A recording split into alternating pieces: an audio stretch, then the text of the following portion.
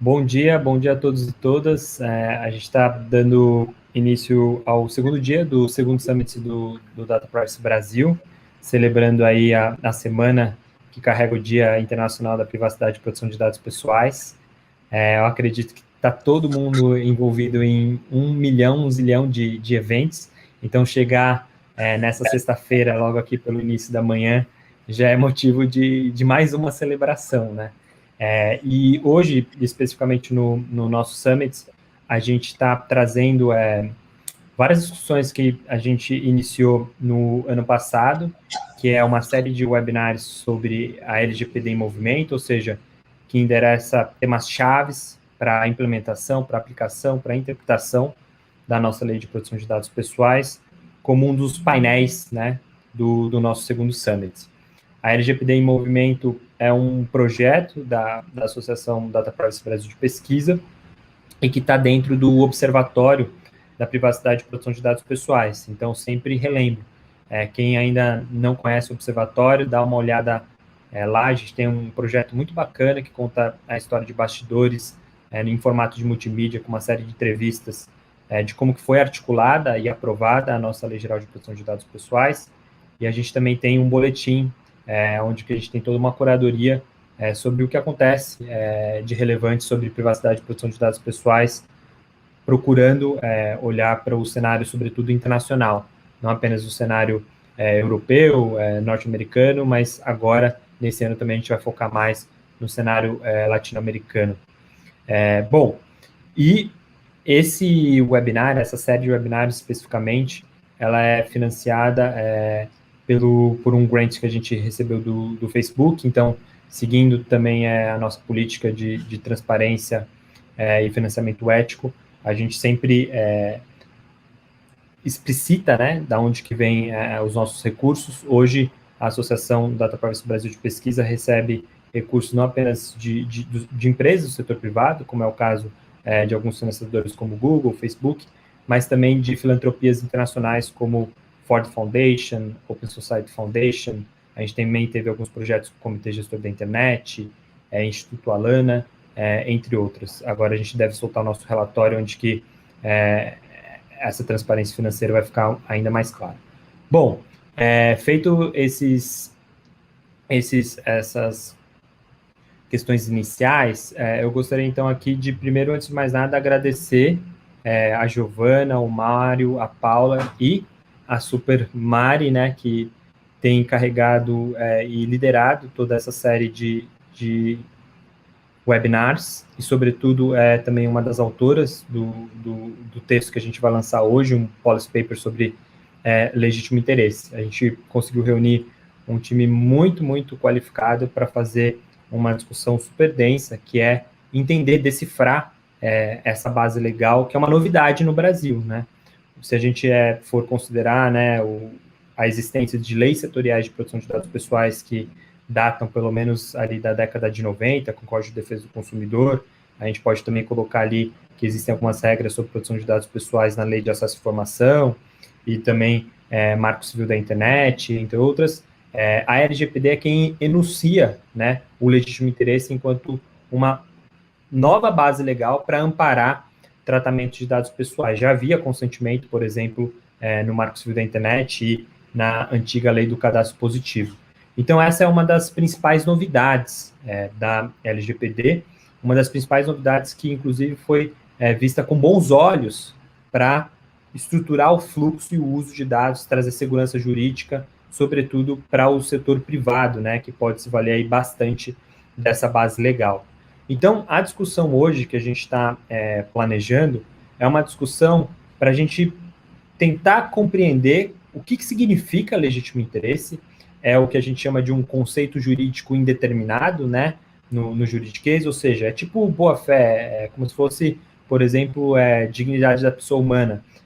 Carrega uma carga semântica muito aberta, e aí você abre espaço para diferentes interpretações e muitas vezes rivalizantes, colidentes, que é o que provavelmente pode acontecer com o legítimo interesse nesse primeiro ano efetivo de enforcement da Lei de Proteção de Dados Pessoais. Valendo lembrar que ontem saiu uma notícia muito boa, que tem que ser celebrada publicamente, né? Esse movimento da nossa Autoridade Nacional de Proteção de Dados Pessoais, da transparência sobre quais são os elementos, os pontos, os temas que eles irão priorizar na sua agenda regulatória. E o último tema, que vem ali no final do biênio, é justamente um guia que vai olhar para as bases legais de tratamento de dados pessoais. E aí, legítimo interesse vem com força. Então, até chegar lá, eu acho que a gente pode ajudar a qualificar esse debate, representantes do setor privado, da academia, também do setor público, obviamente, e também do terceiro setor. Dito isso, eu queria já passar a palavra para os nossos convidados. Eu quero aprender muito hoje com vocês, sempre aprendo toda vez que a gente tem a possibilidade de escutar ou dividir painéis com vocês. E eu gostaria de começar com a Paula Pedigoni. A Paula faz doutorado, né, na Faculdade de Direito da Universidade de São Paulo, e também tem não só uma atuação acadêmica, mas também, sobretudo, prática nessa área de privacidade e proteção de dados pessoais. Ela é uma advogada bastante atuante. E, recentemente, a Paula, ela publicou um artigo muito bom, junto com a Marcela Mattiuzzo, na revista de Direitos Digitais do Internet Lab. Eu faço, inclusive, o convite. Os volumes estão muito bons da série que está sendo liderada pelo Internet Lab. Fica aqui, mais uma vez, o convite. E aí, Paula, nesse texto, enfim, vocês fazem um longo percurso das várias amarrações teóricas do legítimo interesse. Especificamente, eu queria que, se possível, você pudesse abordar a questão da existência ou não de hierarquia entre bases legais da LGPD. Isso é uma coisa que ainda é recorrente nas discussões. E como que se dá a escolha da base legal do legítimo interesse? Se, por exemplo, ela deveria ser precedida ou, pelo menos, valeria a pena refletir se o tratamento de dados poderia se dar com base em uma outra base legal que não o legítimo interesse. Por que isso? Porque ainda tem um pouco de entendimento de que o legítimo interesse seria, a princípio, mais ou menos intrusivo. E como que isso se relaciona com o princípio da necessidade? É uma pergunta complexa, mas eu sei que vocês trataram disso no artigo que vocês publicaram. E, se possível, trazer alguns exemplos. Oi, gente, bom dia. Queria agradecer muito o convite. Um prazer estar aqui hoje discutindo esse tema com vocês, que, enfim, estão conduzindo esse debate. Li o Policy Paper, gostei muito, então recomendo a todos que leiam. Acho que reúne as principais questões e dúvidas que a gente tem quanto a essa base legal. Também queria saudar aqui meus colegas de mesa, Giovana e Mário, que acompanham o trabalho e acho que são essenciais para esse debate de legítimo interesse também. Queria agradecer muito o convite. Bom, eu acho que, primeiro ponto, sobre a hierarquia entre as bases legais. Entendo que não, que a LGPD não estabelece uma hierarquia entre as bases legais, tanto que entendo que são hipóteses alternativas de tratamento, tanto que o artigo 7º vai mencionar a palavrinha ou ali no último inciso, né? Não se trata de uma hierarquia mesmo entre essas bases legais. Então, eu entendo que essa análise sobre a adoção de uma base legal, ela não pode ser feita em abstrato com a ideia de uma base legal ser melhor ou pior.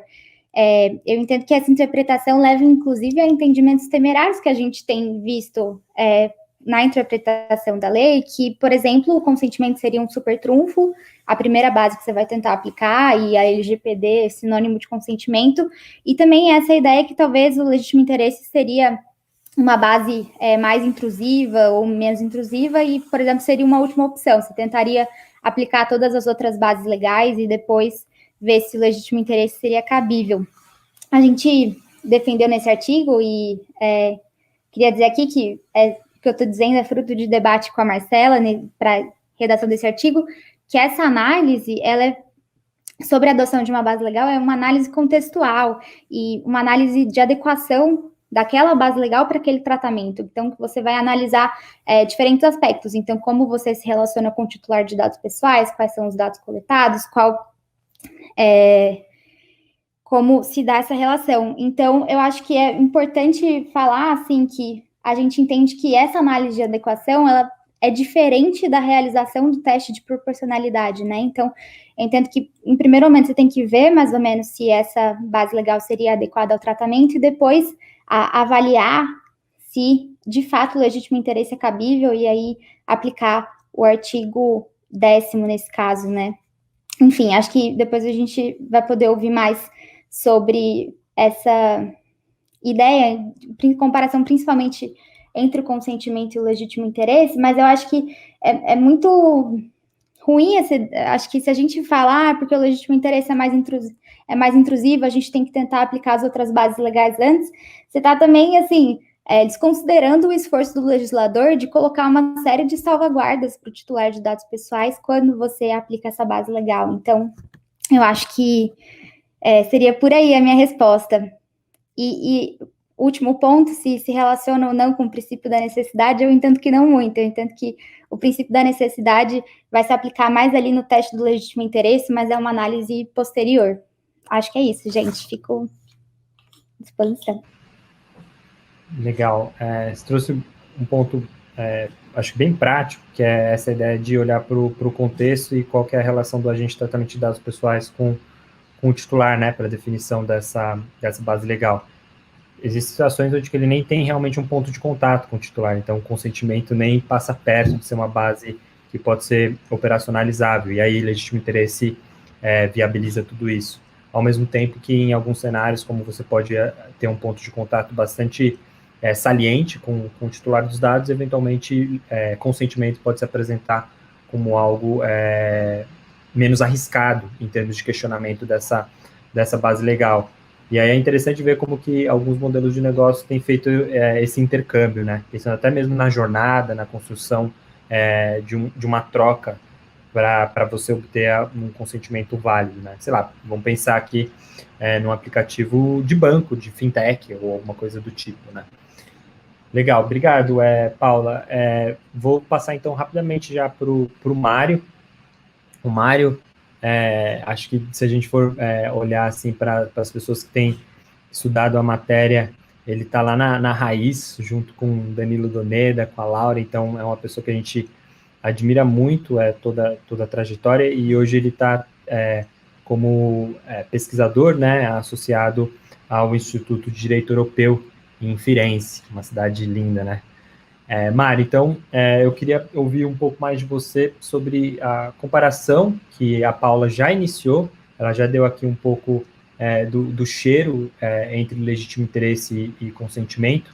Eu queria que, se possível, você trabalhou isso também muito nos seus artigos, acentuar essa importante diferença entre essas bases legais e até mesmo essa escolha, se ela sempre vai ser calibrada pela existência ou não de um contato prévio e direto com o titular dos dados, ou se não, você pode recorrer ao legítimo interesse para um cenário que não é essa lógica binária. Tem ou não contato prévio com o titular, onde que isso, sei lá, vai se desaguar. Marketing direto, entre outras coisas. E essa crença, ela faz sentido? O que você acha sobre essas considerações?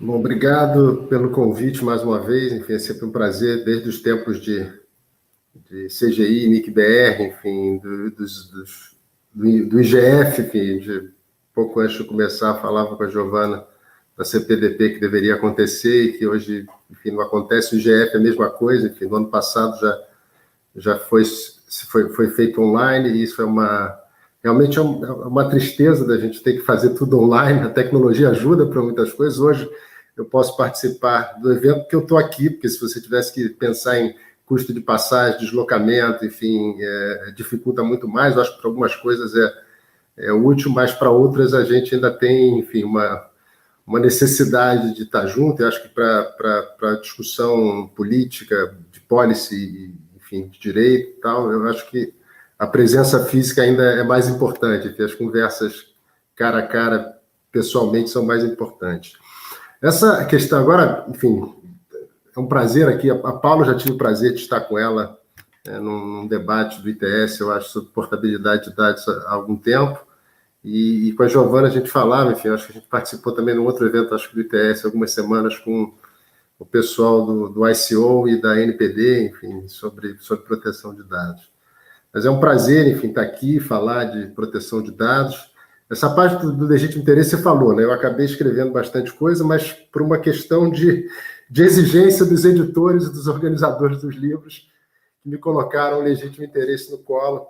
Mas, enfim, acabou que tem sido bastante útil do ponto de vista prático, enfim. Eu aqui no Instituto, eu fiquei por um ano como DPO aqui do Instituto, enfim, então eu acabei tendo que trabalhar, enfim, tenho feito bastante coisa de consultoria para organizações internacionais nessa área. Então, tenho visto a importância do legítimo interesse para diversas situações e que muitas vezes até você tem um contato direto com o titular do dado. Eu acho que não é necessário que você tenha contato direto. Esse é um exemplo que eu costumo usar em aula, enfim, a questão dos motores de busca, enfim, você não necessariamente tem um contato prévio com a pessoa, você tem ali um interesse legítimo para tratar aqueles dados e, de alguma forma, prestar um serviço que alcança um interesse público, né? O legítimo interesse, especialmente na LGPD, enfim, acho que se você pegar o regulamento europeu, acho que depois a Giovana vai falar um pouco dessa distinção entre GDPR e LGPD, mas, enfim, o regulamento europeu tem uma base legal específica, que é o interesse público, que a gente não tem na LGPD, enfim. Então, acho que o legítimo interesse, além dessas situações, enfim, práticas relacionadas, enfim, a contato ou não contato, enfim, quando você não necessariamente tem um contato com a pessoa, mas ele, de alguma forma, vai suprir também essa necessidade de tratar dados por um interesse público. Eu vou usar um exemplo de uma situação fática que eu estou trabalhando agora, que é a questão de tratamento de dados na área humanitária, né, enfim, de tratamento de dados para finalidade humanitária. Se você, dependendo do tipo de tratamento de dados que você vai estar, ainda que você tenha um contato com a pessoa, sei lá, eu preciso dos dados identificativos de uma pessoa para poder fazer uma transferência de dinheiro dentro de um programa de ajuda humanitária. Você, nessa transferência de dinheiro, você poderia chegar, me dá o seu consentimento para eu tratar os dados. Mas aí a gente vai entrar numa discussão se o consentimento dessa pessoa é realmente livre, informado, válido, e o legítimo interesse aí ele acaba tendo vamos dizer, uma vertente de também buscar não só o interesse legítimo do controlador, mas, na verdade, o interesse legítimo coletivo como quase um interesse público, que, infelizmente, a gente não tem essa base legal na LGPD. Então, acho que o legítimo interesse ele tem esse potencial de ir além, enfim, da questão puramente comercial ou puramente de relação com prestadores, mas também de entrar nessa esfera, descobrir essa esfera do interesse público, que não estaria dentro, por exemplo, dos interesses vitais, porque ali você tem toda aquela discussão da pessoa não ter condição de dar o consentimento. Então, acho que o consentimento ele vai ser importante, como a Paula falou, no momento em que ele for a base legal adequada e que todos os requisitos do consentimento puderem ser. Mas eu acho que ele tem um ponto difícil, que é a questão dele poder ser revogado a qualquer momento, né? O legítimo interesse, não necessariamente, ele pode ter uma possibilidade de você se opor àquele tratamento, mas não em toda e qualquer situação, né? Então, tem alguma diferença, sim, mas eu acho que a gente depois pode conversar um pouquinho mais durante o resto do seminário. Legal, bacana. Se eu entendi bem, então, você vê que até o espaço a ser ocupado pelo legítimo interesse no cenário brasileiro por conta dessa não semelhança total do rol de hipóteses de bases legais frente à GDPR é muito maior aqui no Brasil, como, por exemplo, até mesmo viabilizar essas questões humanitárias. Sim, sim. Bacana, muito bom. Giovana, eu queria passar, então, a bola para ti. A Giovana, enfim, é uma pesquisadora sênior, né, na CIPL, no Center for Information Policy Leadership, uma pessoa que, enfim, trabalhou muito antes, né, inclusive no próprio cenário europeu, em escritórios de advocacia, enfim, também tem uma perspectiva muito prática do tema, e a CIPL é uma dos principais think tanks no mundo, né, sobre o tema de privacidade e proteção de dados pessoais. Tem soltado aí vários policy papers, inclusive sobre legítimo interesse, que são verdadeiros marcos, né, para nós. E a CIPL sempre procura cruzar, né, todo o debate de proteção de dados pessoais com o princípio da accountability. Então, eu queria ouvir de você um pouco mais, Giovana, como que você enxerga, inclusive no cenário brasileiro em específico, quais são esses deveres, essa obrigação de prestação de contas que é colocado sobre o controlador quando ele define, quando ele usa essa base legal, ou seja, eventualmente, se eu utilizo o legítimo interesse, qual que é o nível dessa prestação de contas? É maior ou menor? E como que ela opera na prática, considerando o contexto tanto da GDPR, que a gente pode falar também, quanto da lei brasileira? Perfeito, Bruno. Obrigada mais uma vez pelo convite. Parabéns pelo seminário, pelos debates ótimos que estão acontecendo. Vocês aí à frente das discussões no Brasil em privacidade e proteção de dados. Queria só, muito brevemente, falar do que é o CIPL, né? Como o Bruno falou, Center for Information Policy Leadership. O CIPL é uma think tank, um grupo de especialistas. Nós temos presença global, os nossos escritórios estão em Washington, Londres, onde eu estou, e Bruxelas. E nós temos um caráter global porque o nosso trabalho é global. Então, a gente trabalha com reguladores de privacidade ao redor do mundo, formadores de política pública, e empresas multinacionais também. A gente trabalha com empresas que são nossos membros, e isso possibilita a gente ter uma visão bem prática, tanto do aspecto corporativo, de implementação, operacionalização, de accountability, de privacidade, e do aspecto regulatório, porque parte do nosso trabalho é também conversar com reguladores, entender quais são as boas práticas regulatórias e disseminar essas boas práticas globalmente, né? Então, como o Bruno falou, o accountability é um elemento que ele permeia todo o nosso trabalho. Quase tudo que a gente faz leva para esse princípio. E o legítimo interesse ele é uma ótima forma de falar de accountability.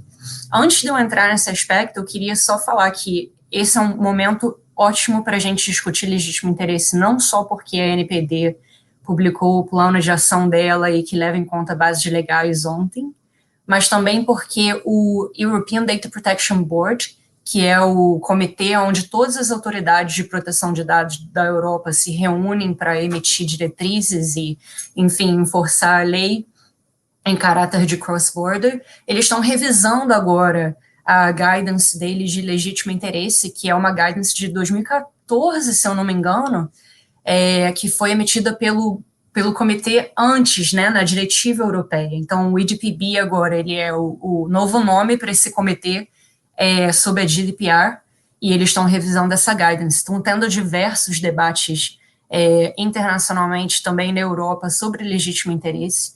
Na semana passada, o CIPL mesmo organizou com o EDPB um workshop para debater especificamente legítimo interesse. Em novembro do ano passado, o EDPB organizou um workshop, eles mesmos, para debater isso com empresas globais e setor acadêmico. Então, acho que vale a gente ficar com a antena ligada nesses debates internacionais, porque são muito semelhantes aos debates que a gente vai ter no Brasil. E eu digo isso porque, como todo mundo sabe, né, a LGPD ela foi muito inspirada na GDPR, no Regulamento de Proteção de Dados Europeu. E o legítimo interesse, ele é muito semelhante, tem algumas poucas diferenças, mas ele, na sua finalidade, ele é muito semelhante, na forma como ele está disposto na lei também é muito semelhante. Então, deixa eu falar um pouquinho sobre a finalidade, né, do legítimo interesse. Eu acho que a Paula e o Mário começaram a falar muito bem sobre não existe uma hierarquia de bases legais e a diferença do legítimo interesse para o consentimento, e eu concordo plenamente com o que eles falaram. Mas o que eu queria dizer é que quando a gente pensa na finalidade do legítimo interesse, isso nos leva para uma finalidade que ela é raiz de quase todas as leis que eu conheço de proteção de dados, pelo menos a LGPD, claramente, e a GDPR também, que é uma finalidade de proteção da pessoa humana, né, mais do que proteger os dados pessoais. Eu acho que a gente tem que começar a se acostumar em falar em proteção da pessoa humana, porque os dados são ligados a pessoas, né, mas também é possibilitar o desenvolvimento econômico. E por que eu digo isso, né? A LGPD, assim como a GDPR, ela traz aí uma caixinha de ferramentas, que é o que a gente chama de base legal, né? A gente tem que pensar nisso como uma caixinha de ferramentas, porque, como a Paula falou, não existe, né, uma hierarquia, uma não é mais importante que a outra. Cada uma dessas ferramentas, o consentimento, legítimo interesse, contrato, se basear em obrigação legal, ela vai ser adequada para o seu contexto específico, né? Desculpa pelo barulho, eu moro numa rua muito ocupada. Então, ou seja, você vai aplicar conforme for mais adequado. E isso, o que eu quero dizer com isso muitas pessoas veem, como eu acho que o Mário começou a falar, o legítimo interesse como sendo uma base legal de último recurso e também uma base legal intrusiva, né? Mas, na verdade, não. A forma como a gente vê isso é o legítimo interesse simplesmente uma outra forma que a lei traz para as empresas poderem atingir a finalidade da lei, que é o desenvolvimento econômico, né?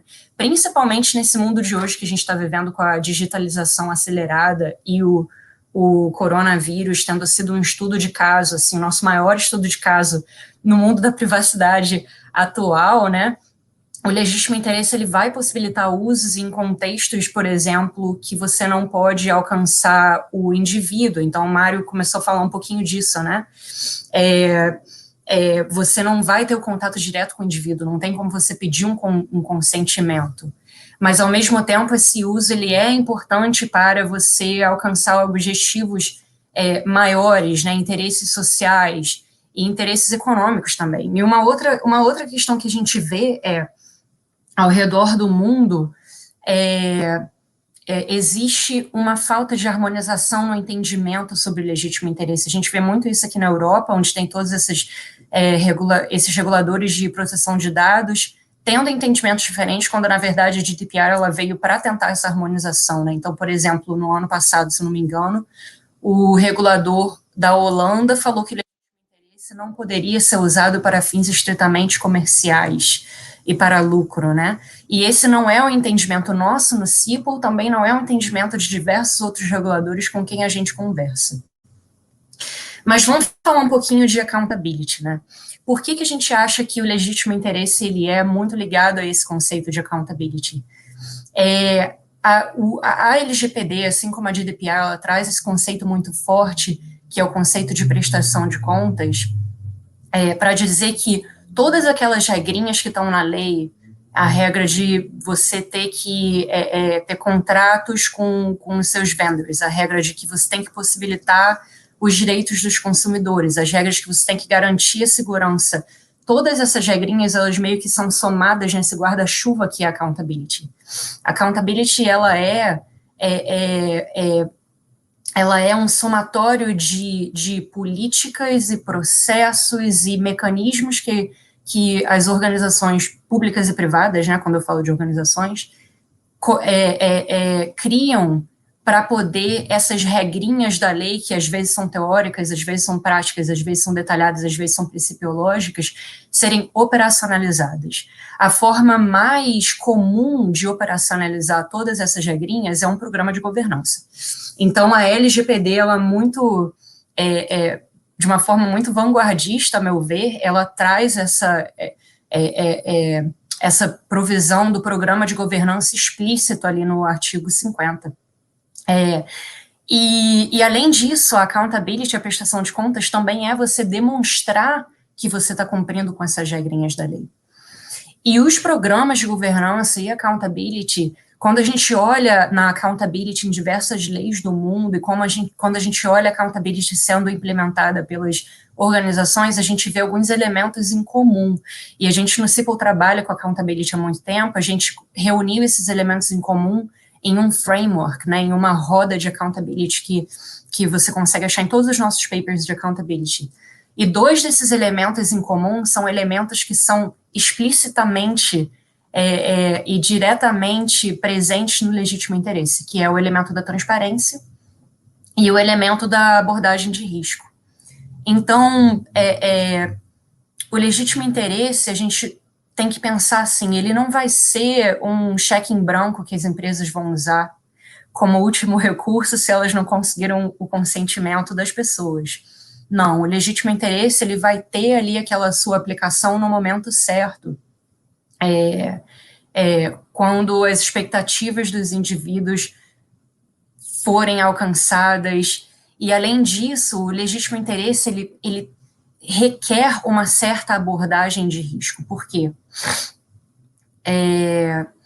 Você, para ter o legítimo interesse, você vai ter que alcançar um balanceamento aí de interesses, não só da empresa, como do indivíduo, da sociedade.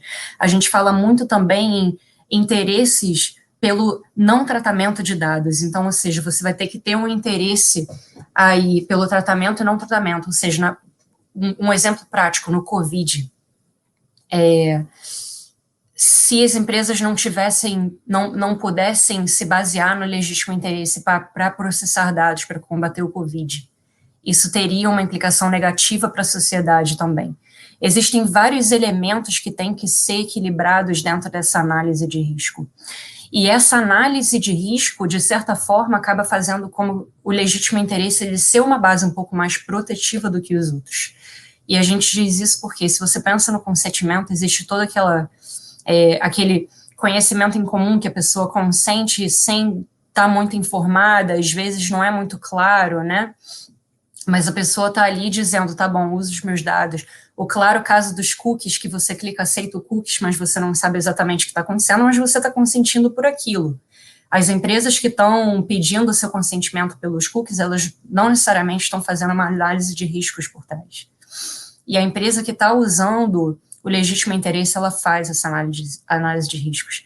E a LGPD também tem o caráter da transparência, que ela pede para que os controladores eles tenham uma transparência um pouco mais reforçada quando elas se baseiam no legítimo interesse. E a gente não tem que pensar assim, a gente tem que pensar em uma transparência que seja relevante, né? Não necessariamente você publicar o seu relatório de impacto a todos vai significar uma transparência, ela tem que ser uma transparência que seja significativa para todos os envolvidos, né? E também tem a questão de você publicar o seu relatório de impacto vai gerar aí algum conflito com dados confidenciais empresariais, né? Então, enfim, aonde eu quero chegar a gente não tem que ver o legítimo interesse como último recurso, e apesar dela ser uma base legal mais flexível, que possibilita usos que beneficiam a sociedade, né? Usos para COVID, que possibilita usos que sejam inovativos, ou seja, treinamento de inteligência artificial, machine learning, assistentes de voz, também possibilita usos corriqueiros das empresas, né? Ou seja, blacklisting, fusões e aquisições, combate à fraude, que também aí tem o seu aspecto social. A gente vê ela como flexível, mas a gente não vê ela como um cheque em branco, né? E ela possibilitando aí accountability, porque ela possibilita que a empresa faça essa análise de riscos e mostre para o mundo, mostre para os seus clientes, mostre para os reguladores, mostre para os indivíduos que ela está tomando certos, que ela está operacionalizando mecanismos para efetivamente proteger os indivíduos, né? Então, resposta longa, mas eu espero que tenha contribuído aí e vamos continuar esse debate. Ótimas considerações.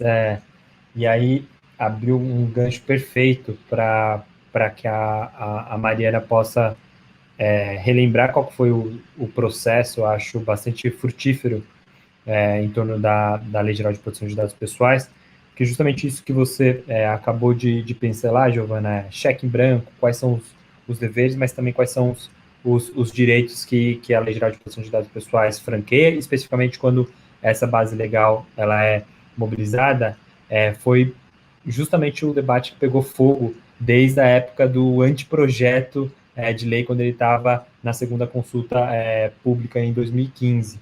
E aí, Mário, eu queria saber, então, como que você enxerga isso no processo de construção da LGPD, e se você pudesse detalhar quais foram esses momentos chaves em torno de como que os diferentes atores se organizaram ao longo dessa disputa, né? Houve uma disputa de como que o legítimo interesse seria encaixado na nossa Lei Geral de Proteção de Dados Pessoais.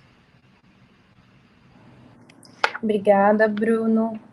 Queria também agradecer aos meus colegas aqui da mesa, o Mário, Giovana, Paulinha. Foi bem interessante porque todos os pontos que vocês levantaram nas suas respostas nesse momento mais introdutório, né, que a gente quer pincelar alguns temas para depois a gente entrar efetivamente no que é o legítimo interesse, no que é o artigo 10, por exemplo. Todos esses pontos, eles acabam convergindo de uma certa forma para um olhar para trás, né? Que é como que a gente chegou até esse momento e como o Bruno bem adiantou, né? Como que esses debates aconteceram desde o momento em que o legítimo interesse foi apresentado como uma hipótese possível de base legal para a LGPD, né? E por que eu digo isso? No Policy Paper que que nós estamos lançando hoje, nós buscamos fazer esse olhar para trás e essa investigação um pouco mais aprofundada que a gente já tinha começado no projeto da memória da LGPD, de entender, tá, a gente tem esse desenho hoje do legítimo interesse, que é um desenho que de fato, que tem uma inspiração, é claro, no regulamento europeu, mas que ao mesmo tempo tem diferenças importantes que a gente vai abordar, e como que a gente chegou nesse desenho. E aí, isso se liga bastante com o que a gente estava discutindo, principalmente com a questão de hierarquia e a questão da diferença entre consentimento e legítimo interesse. Por quê? Até nos primeiros momentos, né, nos primeiros passos desse debate, por exemplo, a partir da primeira consulta pública que foi feita em relação ao anteprojeto de lei que veio a dar origem à LGPD, é importante lembrar que aconteceu esse processo participativo, né, antes da gente chegar nesse resultado final, não se tinha a hipótese do legítimo interesse no projeto, e não se falava em você ter uma hierarquia equivalente entre bases legais. Pelo contrário, nesse momento, de fato, o consentimento era a base legal principal, né? Era a base legal que aparecia como regra, e as outras hipóteses, se apareciam, elas apareciam como exceções. Isso tanto no anteprojeto, quanto nos primeiros projetos de lei que apareceram no Senado e na Câmara. Essa era a realidade, esse era a temperatura do debate naquele momento. Ainda era muito focado no consentimento, o que faz sentido justamente pelo que o Bruno falou, que a gente tem uma história de regulação setorial, né? De regulação por setores que foca bastante no consentimento do titular, e isso foi absorvido no primeiro momento quando se pensava numa lei geral de proteção de dados transversal. E aí o legítimo interesse ele aparece pela primeira vez em 2015, no substitutivo do então senador Aloysio Nunes, na CCT no Senado, e a gente foi investigar por que isso aconteceu, né? Por que essa hipótese ela surgiu, e também a questão da hierarquia das bases legais, ela foi alterada para chegar nesse modelo que a gente tem hoje, em que a gente tem uma série de bases legais que são hierarquicamente equivalentes.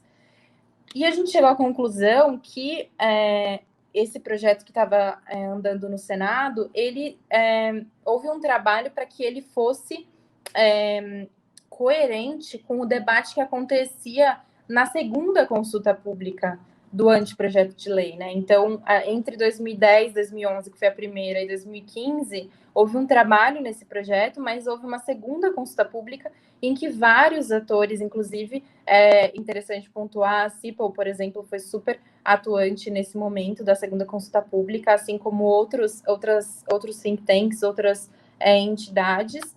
E nesse momento, a gente observou que várias contribuições tocavam nessa questão. Primeiro, consentimento não deve ser a base legal principal, né? Não deve ser a regra da que as outras são exceções, até porque hoje em dia o modelo principal de processamento de dados, né, em larga escala, ele não corresponde, ele não é coerente com uma ideia de consentimento sendo a regra.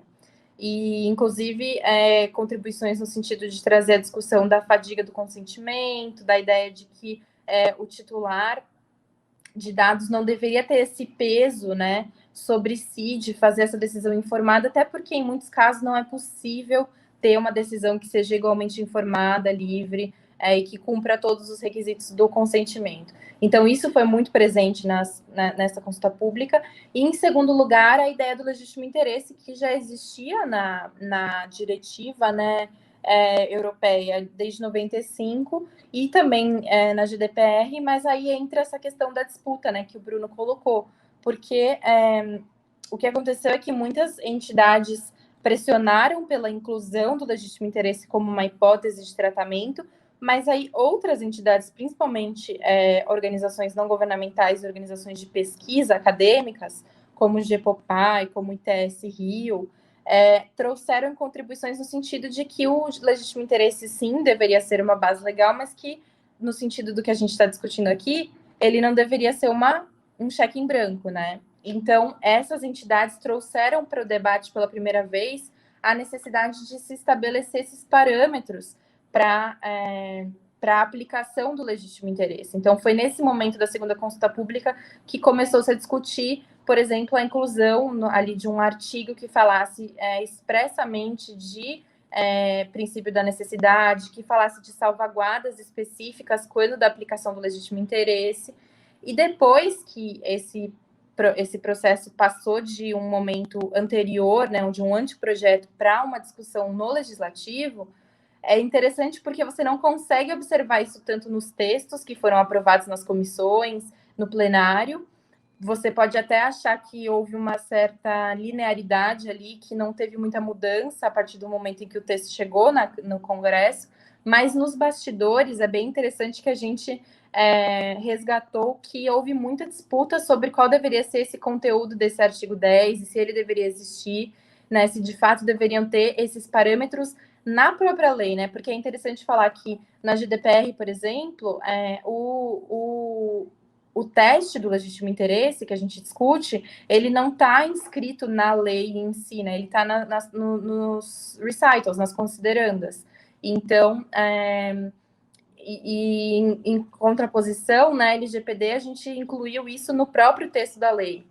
Então, essa disputa aconteceu de uma forma bastante evidente entre setores que queriam um legítimo interesse mais flexível, porque, de fato, ele é uma base legal que ele conta com essa característica de ser mais flexível por natureza, né? Porque ele não está atrelado a uma finalidade específica desde o início, né? Por exemplo, como uma execução de uma política pública ou um cumprimento de uma obrigação legal, ele pode ser aplicado em diversos setores e não tem como firmar inicialmente quais são as aplicações do legítimo interesse, mas, ao mesmo tempo, existiam esses outros atores que falavam, beleza, a gente tem que ter o legítimo interesse, mas ele tem que ter esses requisitos aqui, e esses requisitos eles têm que estar na própria lei. Então, a gente queria fazer só esse resgate para tentar amarrar um pouco dessa discussão que vocês já fizeram, né, sobre a questão da hierarquia, da diferença entre consentimento e legítimo interesse, e da própria questão de accountability, porque tem tudo a ver justamente com esses requisitos que foram esculpidos na lei, né, e principalmente com a questão da transparência, e depois outra questão que não está no artigo 10, né, mas que é o dever de registro também das atividades de tratamento, especialmente quando se tratar de legítimo interesse. Enfim, essa é uma introdução, e aí eu acho que agora, a gente tendo feito essas falas iniciais, a gente pode passar para efetivamente o conteúdo, né, do legítimo interesse e quais são as polêmicas, quais são as discussões, as dificuldades, eventualmente, da aplicação dele na prática. A Mariana conseguiu fazer algo, acho que impossível, de resumir 10 anos de discussão em alguns minutos, e de maneira muito precisa. Obrigado. E acho que foi muito legal esse trabalho que também a gente construiu nesse texto que está sendo lançado hoje, porque realmente, quando a gente tem leis que são saturadas, né, por discussões, consultas públicas, se torna também muito, muito transparente, né, quais foram as disputas, né, em jogo, algo que muitas vezes não é tão simples de identificar quando você já tem essa discussão sendo feita direto no Congresso e numa questão muito de bastidores e de lobby que muitas vezes não é tão identificável, diferentemente quando isso passa necessariamente por essas esferas de discussão. E aí tem muitos vestígios públicos interessantíssimos, né, para a gente poder se apoiar e fazer a interpretação que a gente entende que é a mais adequada do próprio texto da lei. Eu vi ali, inclusive, algumas risadas, tanto do Mário quanto da Giovana, lembrando desse momento que parece que aconteceu uns 20, 30 anos atrás, que foi essa consulta pública de 2015, né? Lembro perfeitamente da contribuição do ITS e do CIPL nesse sentido também. E aí, Mário, eu queria voltar contigo e perguntar especificamente, porque esse percurso que a Mariana acabou de descrever foi um percurso acidentado, né? A gente sabe que o texto, quando ele sai, né, ele nem sai com a técnica legislativa mais apurada, mais perfeita, e aí a gente verifica também que possíveis questões podem sobrevir, né? Uma delas, por exemplo, é saber qual que é o alcance do artigo 10, que é o que estabelece parâmetros para a aplicação do legítimo interesse. Como a Mariana colocou, foi uma tentativa de estabelecer parâmetros tanto que pudessem ajudar os próprios agentes de tratamento de dados pessoais, para que esse conceito jurídico determinado ele tivesse ali um mínimo de previsibilidade de como que seria interpretado para trazer segurança jurídica, e também para os próprios titulares. E aí, a redação do artigo 10, ela coloca apenas o controlador, enquanto ele fosse utilizado a base legal do legítimo interesse. Não faz menção, em nenhum momento, do terceiro, que também pode se valer do legítimo interesse, tal como está previsto lá no artigo 7º da lei. No seu entender, você acha que esses pressupostos de aplicação do artigo 10 se aplicam apenas ao controlador ou também aos terceiros? Considerando, de novo, que esse terceiro ele não é mencionado no 10, mas é mencionado no artigo 7º. E aí, se puder trazer um exemplo também de quem seriam os terceiros, porque esse debate é muito rico no cenário europeu, que conta, inclusive, com definições, né? Eu tenho, enfim, é lógico que é um tema que ainda vai ser melhor trabalhado. Eu acho que, na verdade, o legítimo interesse, pelo menos a leitura que eu tenho feito, quando você fala de um terceiro, na verdade, essa previsão está se destinando, vamos dizer, ao controlador, né? Porque, na verdade, é o controlador que vai ter que dar acesso a um terceiro para tratar aqueles dados por um legítimo interesse dele. Então, essa avaliação, vamos dizer, do legítimo interesse do terceiro, ainda que eu acho que o artigo 10 ele dá, enfim, de alguma forma, mais diretrizes, mas ele dá uma diretriz, normalmente, para o próprio controlador avaliar se aquele terceiro também tem um legítimo interesse para tratar esse dado.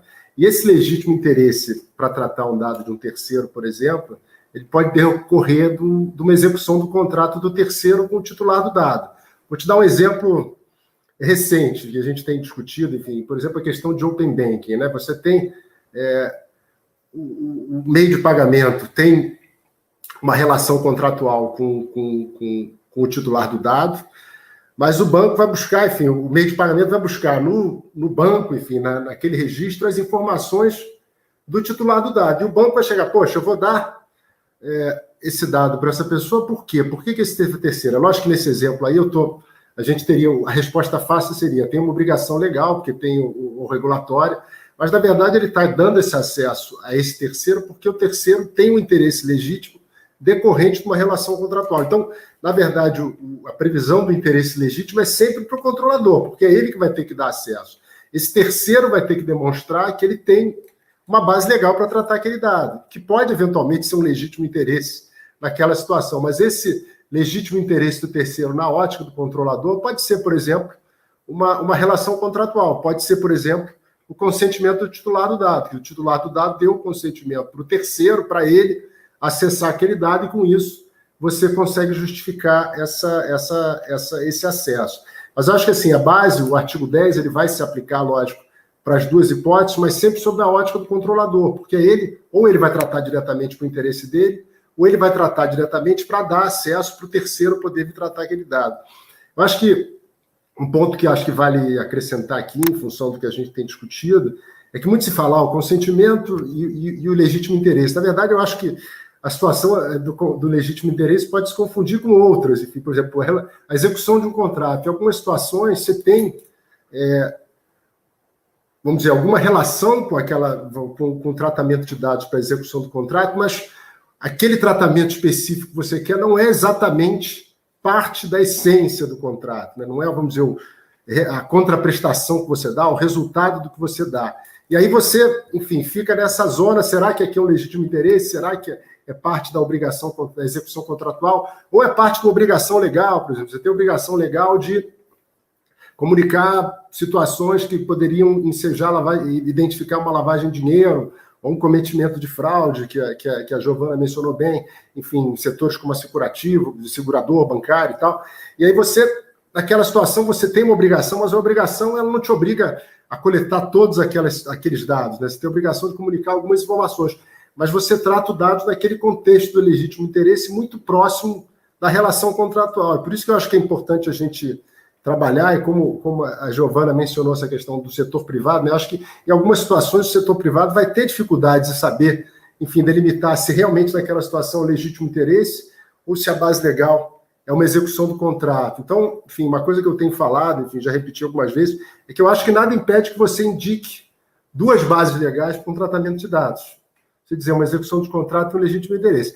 Desde que você percorra todos, vamos dizer, os passos para enquadrar as duas bases legais, enfim. Porque realmente tem zonas, principalmente no momento nosso como hoje, né, que a gente tem no Brasil uma lei que não tem uma regulamentação, a autoridade nacional não deu os critérios, enfim. Então, realmente, a gente vai dizer, vamos fazer o teste europeu e, sei lá, a NPD daqui a 6 meses, um ano, pode ter um posicionamento completamente diverso. Então, eu não veria problema, desde que você documentasse, adotasse todos os passos necessários, que você se valesse de duas bases legais. Existem, inclusive, precedentes na Europa, enfim, o próprio antigo artigo 29, que a Giovana mencionou, enfim, o predecessor do Comitê Europeu de Proteção de Dados, ele reconhece algumas decisões, enfim, ele não fala expressamente, mas ele reconhece essa possibilidade de você ter duas bases legais. Então, acho que tem realmente uma série de questões e acho que o legítimo interesse precisa desses requisitos. Mas, como eu falei, eu acho que é sempre não. Acho que o artigo 10 ele não falou em terceiro, eu não acho que foi por um erro do legislador. Eu acho que ele falou, na verdade, aquela avaliação vai ser sempre feita pelo controlador, ainda que o tratamento vá decorrer de um legítimo interesse de um terceiro. Eu queria contribuir aqui, Bruno, se você me permite. Claro. Completamente, Mário. Concordo completamente com o posicionamento do Mário. Eu queria trazer um outro exemplo, né? O Mário trouxe esse exemplo da relação contratual e o terceiro estando dentro dessa relação contratual. Mas um exemplo muito atual que a gente está vendo é o processamento de dados pessoais para combate a fake news relacionada à política, né? Então, ou seja, empresas de mídias sociais que estão agora começando nessa questão da moderação de conteúdo, a moderação de conteúdo também envolvendo o processamento de dados pessoais, que não necessariamente está ligado à finalidade pela qual o dado foi coletado, de providenciar aquele serviço, né, de redes sociais, personalização de conteúdo, enfim, sendo cada vez mais demandadas a processar dados pessoais também para moderar conteúdo dentro da plataforma para finalidade de combate a fake news. Você poderia argumentar que o consentimento seria possível de ser obtido porque a empresa, nesse caso, ela tem contato direto com as pessoas, porém não necessariamente o consentimento vai ser a base mais adequada, porque se uma pessoa não consentir, você vai estar inviabilizando uma finalidade muito legítima e democrática de combate a fake news, né? Então, ou seja, aí eu acho que nesse exercício de equilíbrio, de análise de risco, é muito claro que os interesses de terceiros, que nesse caso seriam a sociedade, também seriam os governos, né, por conta do aspecto democrático de combate a fake news no contexto político, sobrepesarem os interesses dos indivíduos que, vamos dizer, de talvez não ter os seus dados processados para essa finalidade. Então, acho que esse é um caso claro, assim, de um pouco mais amplo, que traz esses exemplos de terceiros que não são muito óbvios, às vezes, nessa dinâmica. E esse exemplo também mostra o quão atual esse debate do legítimo interesse e o quão relevante ele é no mundo atual que está cada vez mais digitalizado, né? Bruno, só fazer uma contribuição rapidinha sobre isso. Eu acho que 2 pontos bem rápidos. O primeiro, eu acho que que me parece que a gente concorda aqui que, independente de ser o controlador que vai fazer essa análise sobre o legítimo interesse, os pressupostos do artigo 10, eles devem se aplicar também no caso do legítimo interesse ser de terceiro, né? Porque o artigo, ele fala o tratamento, até pegar aqui certinho, o legítimo interesse do controlador somente poderá fundamentar o tratamento, etc. Então, acho que o primeiro ponto é deixar clara essa distinção, né, de que independente de quem faz a análise sobre o legítimo interesse, o fato de ser um legítimo interesse de terceiro também tem que passar por esses pressupostos. E o segundo ponto que eu acho interessante é que trazer esses exemplos é muito importante, porque, por exemplo, a LGPD ela não define, né, a figura do terceiro, como a GDPR faz, e a GDPR, inclusive, define terceiro, define a figura do recipiente também, e a LGPD não tem recitals para ajudar na interpretação também, né?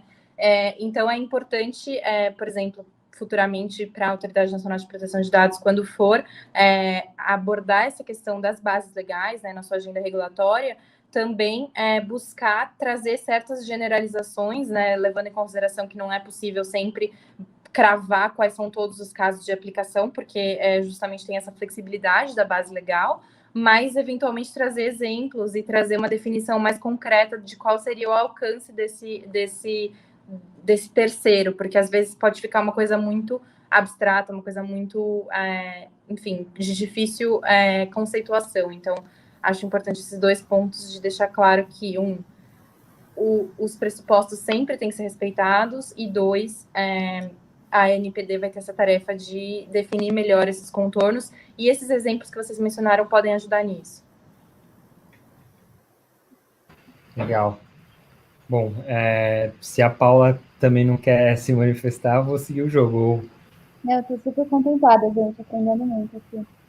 Tá, legal. Acho que esse último ponto, que a própria LGPD não define quem é terceiro e nem recipiente, é um complicador mesmo a mais para entender, acho, como que esses pressupostos irão se aplicar. Talvez uma coisa que seja não mais, digamos assim, simples, né? Mas pelo menos tem um caminho ali forjado no caso do cenário europeu. Haja vista essa conceituação, acho que um pouco mais ampla. Bom, eu queria então começar a falar propriamente do famoso teste do legítimo interesse, do famoso LIA, né, que foi popularizado a partir de uma opinion que foi já várias vezes citados aqui do Working Party 29, que a Giovana muito bem lembrou, está agora sendo revista pelo European Data Protection Board. Inclusive, quando eu estava lá como pesquisador visitante, eles estavam começando a iniciar esse trabalho, e eles falam assim, o negócio vai ser realmente puxado, porque muita coisa mudou desde essa opinião de 29, e o legítimo interesse ganhou um protagonismo que talvez nem existia naquela época. Então, eu queria perguntar para vocês, acho que a gente pode começar com a Paula, entender o que seria esse teste de proporcionalidade, e se seria possível dizer que esse teste, no cenário brasileiro, ele já está contemplado no texto duro da lei, que foi mais ou menos esse resgate que a Mariana trouxe, que ele não deriva das considerandas ou dos recitais, ou mesmo de uma opinion de uma autoridade de proteção de dados pessoais ou do comitê que reúne todas elas, mas ele está justamente no dispositivo, né, no artigo 10 da Lei Geral de Proteção de Dados Pessoais. Queria primeiro saber de você se você entende que sim, que não, e qual que seria mais ou menos a lógica desse teste de balanceamento que você também bem explorou no artigo com a Marcela. Bom, queria comentar que achei muito legal essa discussão sobre o legítimo interesse terceiro. Realmente acho que é um ponto aí que a gente precisa evoluir para entender o alcance dessa base. Mas com relação especificamente ao teste, olha, eu acho que o artigo 10 coloca uma série de elementos, né, que devem necessariamente ser considerados e levados em conta para decisão sobre a utilização do legítimo interesse ou não. E aí, eu acho que foi muito feliz o policy paper, que eu vi que acabou de ser lançado, então todo mundo vai poder ler, em colocar os diferentes elementos que devem estar incluídos nessa análise. E aí eu acho que o teste de proporcionalidade ele deve ser visto como um referencial metodológico para a aplicação e para a avaliação desses requisitos que a lei coloca. Então, assim, de certa forma, acho que todos os elementos estão ali, e o teste de legítimo interesse é como se fosse uma organização, né, um guia para quem quer fazer essa análise na prática e na situação concreta. E bom, para falar um pouco sobre o artigo, foi um artigo que eu escrevi com a Marcela Matiuso, e um pouco a ideia do artigo é resgatar a experiência a experiência constitucional de aplicação do teste de proporcionalidade. Então, aquele teste de proporcionalidade que a gente aprende na faculdade de Direito mesmo, da Lexi e tudo mais, como uma experiência que está tão enraizada na nossa cultura jurídica e aplicação dos tribunais, que seria interessante para nos auxiliar na aplicação do legítimo interesse. E por que a gente propõe isso? Primeiro, porque a gente acha que é um teste que já está incluído na nossa cultura jurídica, então a gente acha que, por exemplo, tribunais teriam alguma facilidade em incorporar essa interpretação, especialmente em face das dificuldades que a gente vê, às vezes, dessas questões novas chegando aos tribunais e tudo mais, os entendimentos que a gente tem visto nos últimos meses, né, de aplicação da LGPD. E também um segundo ponto, porque existe um argumento que a forma como o Working Party 29 propõe esse teste de legítimo interesse, ela é muito relacionada à análise que deve ser feita sobre violações de direitos fundamentais. Então, por exemplo, seria o direito fundamental à proteção de dados pessoais, a garantir que esse legítimo interesse do controlador ele não é sobreposto pelos pelos direitos e liberdades desse titular de dados pessoais. Então, um pouco essa proposta, eu acho que a gente usa os elementos do artigo 10 para orientar a adoção desse teste de proporcionalidade e adaptar ele do contexto constitucional para o contexto de proteção de dados pessoais. Para falar rapidamente, a gente acho que, tal como no policy paper do Data Privacy, são 4 etapas que a gente propõe. Uma etapa que a gente avalia a legitimidade desse interesse, se ele é um interesse legal, se não tem nenhuma norma contrária a ele no ordenamento jurídico. A adequação, então, se de fato a prática desse tratamento vá atingir essa finalidade, eu acho que isso está super, super em linha com os princípios da LGPD. Uma noção de necessidade mesmo, então, se não existe forma menos intrusiva de atingir aquela finalidade, e também a noção da finalidade, da necessidade como necessidade estrita, né, que está no artigo 10º, a ideia de minimização dos dados pessoais utilizados para esse tratamento, e, por fim, essa análise de balanceamento. E aí, acho que o único ponto que na nossa proposta está um pouco diferente do policy paper do Data Privacy, a ideia é que a gente insere as salvaguardas na análise de balanceamento, por entender que isso seria... As salvaguardas são adotadas com o objetivo de minimizar o impacto para o titular de dados pessoais, e isso tem que ser considerado na hora de avaliar se porque a ideia do balanceamento é saber em que medida a violação dos direitos e liberdades, a legítima expectativa, é fundamentada ou não, se é sobreposta ou não pelos interesses legítimos do controlador nesse caso concreto. Então, acho que é isso que a gente propõe naquele texto, e é um pouco isso. Eu acho que os elementos estão todos ali, e os testes de proporcionalidade são uma forma de organizar um guia mesmo para aplicação e para facilitar essa utilização da base legal, que tem esse requisito de cara, né? Olha, esse é o teste, você tem que garantir que esse tratamento atende esses requisitos para que ele seja legal. Então, foi um pouco essa a ideia do artigo, e estou super à disposição aí para discutir, se alguém tiver críticas e etc., estamos aqui para isso.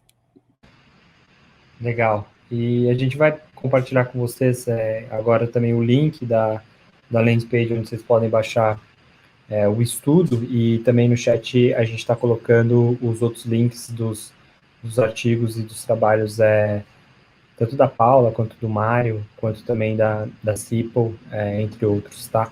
E no nosso próprio policy paper também a gente faz referência aos trabalhos deles também, para o pessoal que está pedindo aí no chat esses links. Eu acho que, enfim, como a Paula mencionou, ali o artigo 10 ele começa a discussão, mas ele está longe de de encerrar, né?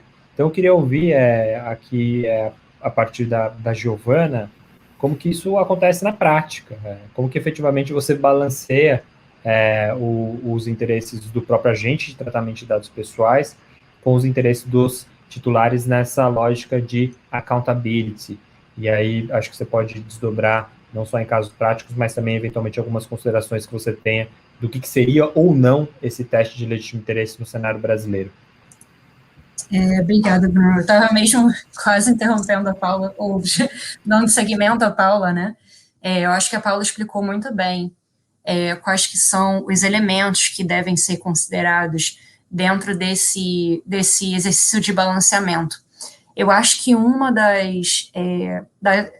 a maior ansiedade, né, das organizações, das empresas, é como que eu faço isso na prática, né?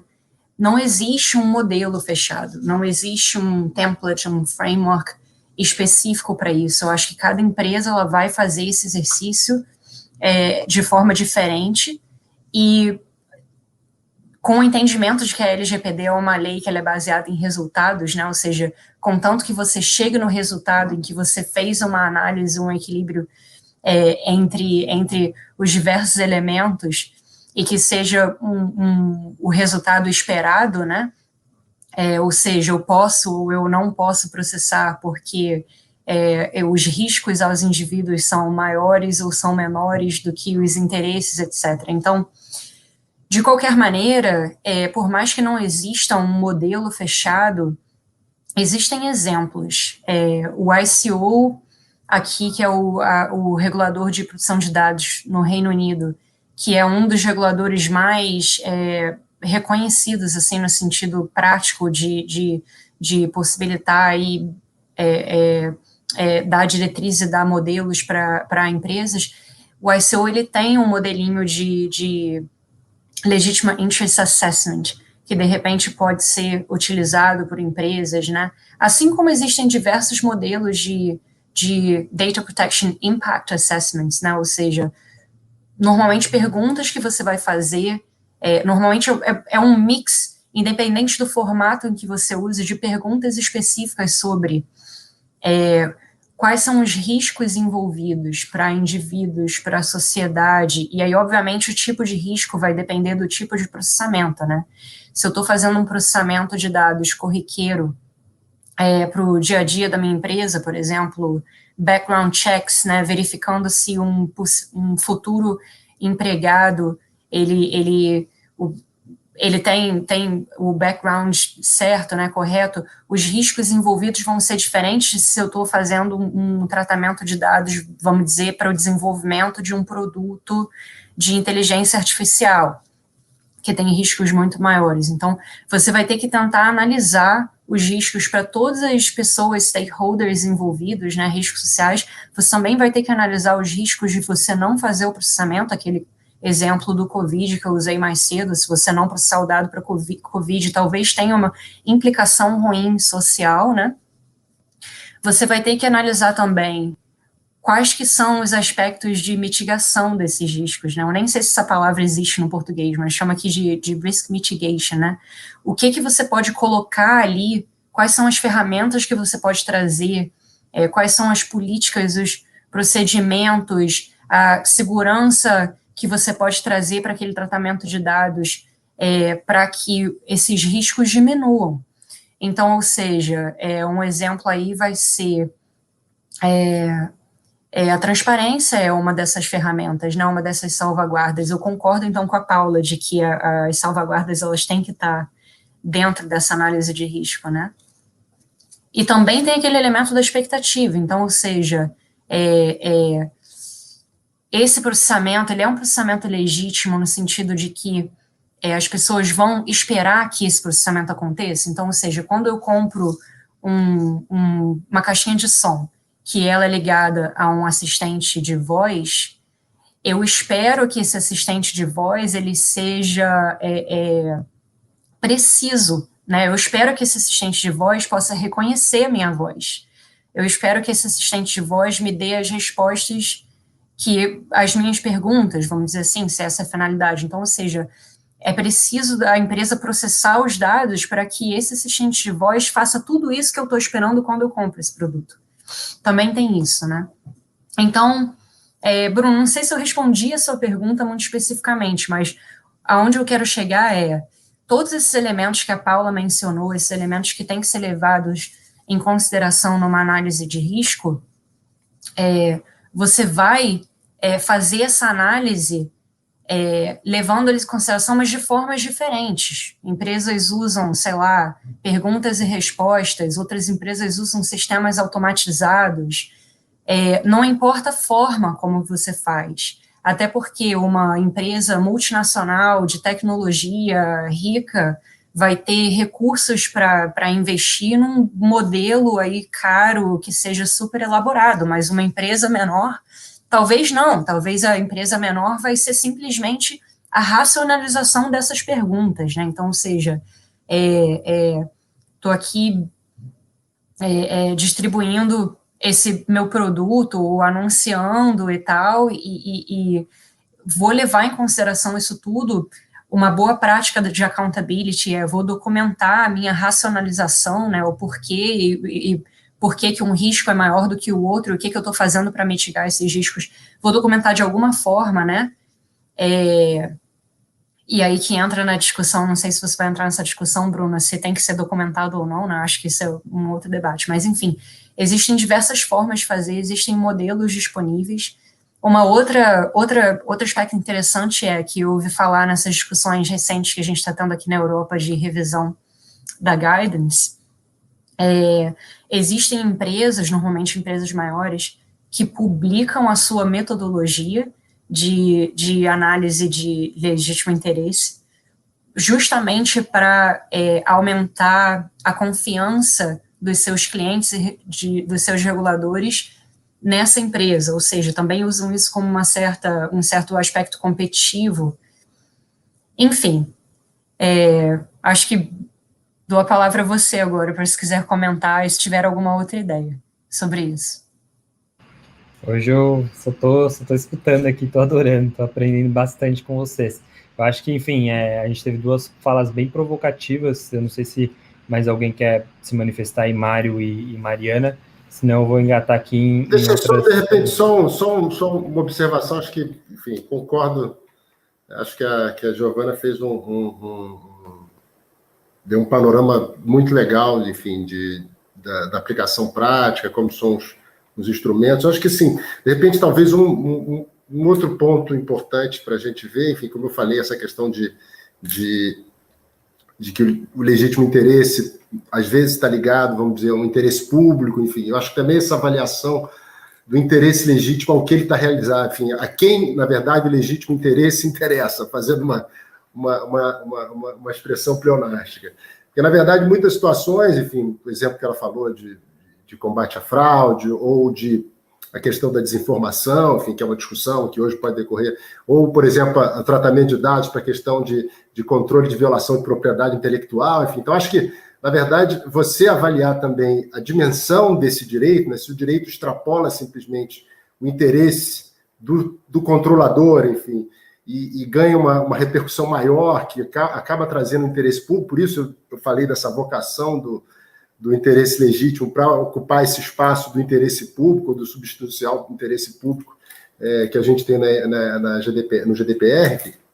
Então, acho que também isso deve ser levado em consideração no teste de proporcionalidade. Eu concordo com a Paula que essa ideia de proporcionalidade ela é interessante e, na verdade, toda essa evolução na Europa do teste do legítimo interesse nada mais do que uma avaliação de um teste de proporcionalidade. Quando você fala em finalidade, necessidade, se você pegar a jurisprudência do Tribunal de Justiça da União Europeia, que, enfim, na verdade, a gente falou, a Mariana falou bem, enfim, você, Bruno, repetiu, de que não está no corpo da lei a definição do legítimo interesse, mas, na verdade, os considerantes são parte da técnica legislativa mesmo europeia, né, de você trazer as normas interpretativas na parte preambular, enfim, nos considerandos, e se você for olhar a jurisprudência do Tribunal de Justiça da União Europeia, enfim, esses considerandos eles são aplicados pelo Tribunal na interpretação e na avaliação da proporcionalidade. Eles também têm a tradição, Alexi é alemão, enfim, então essa tradição, na verdade, a gente importou, enfim, E se você for olhar o direito europeu, você tem uma análise, na verdade, de proporcionalidade. Quando a gente fala de finalidade, de necessidade, de compatibilidade da finalidade com o dado, enfim, todos esses princípios, na verdade, eles são a derivação de um princípio maior constitucional da proporcionalidade, né? Enfim, tanto que antes do Brasil, quando se falava de proteção de dados antes da LGPD, né, era sempre uma derivação, uma análise com base em proporcionalidade. Será que todos os direitos proporcionais, o STF já falou isso várias vezes no Brasil, enfim, que até o direito da privacidade não é um direito absoluto, então ele faz justamente essa ponderação, por exemplo, no caso das biografias não autorizadas, né, enfim, de fazer a proporcionalidade entre liberdade de expressão e entre direito à privacidade. Então, na verdade, não existe proporcionalidade e uma ponderação de princípios. Eu concordo plenamente, mas acho que esse aspecto do interesse público ou do interesse maior, que extrapola a esfera privada do indivíduo, ele pode ser acrescentado nesse teste de proporcionalidade. Eu já tive a oportunidade de fazer algumas análises, seja o DPIA, que a Giovana falou, tanto no Brasil como, enfim, na Europa, e do LIA, enfim, do Legitimate Interest Assessment, e realmente essa dimensão externa acaba facilitando. Se você pegar até o próprio documento do artigo 29, ele fala disso, né, que muitas vezes o interesse público, agora não me lembro se foi a Giovana que mencionou, enfim, e quando você, por exemplo, trata de fraude, né, enfim, tem um interesse público de que práticas criminosas não sejam praticadas. Então, ele extrapola aquela esfera privada do indivíduo, então tem um interesse mais relevante do que ele, né? A mesma coisa a ideia do Covid, que foi mencionado hoje também, enfim, pela Giovana, na verdade é uma ideia de proporcionalidade de interesse público prevalecendo sobre um interesse, uma liberdade individual, né? Então, acho que esse aspecto também de entender a dimensão desse interesse envolvido, ele ajuda a gente avaliar se naquele caso concreto existe realmente um interesse legítimo, que é do título do controlador ou de um terceiro, que pode ser toda a sociedade. Isso facilita também nessa tomada de decisão e nessa ponderação. Aproveitar aqui mais uns minutinhos do Mário. Acho que essa pergunta você vai gostar como bom civilista também.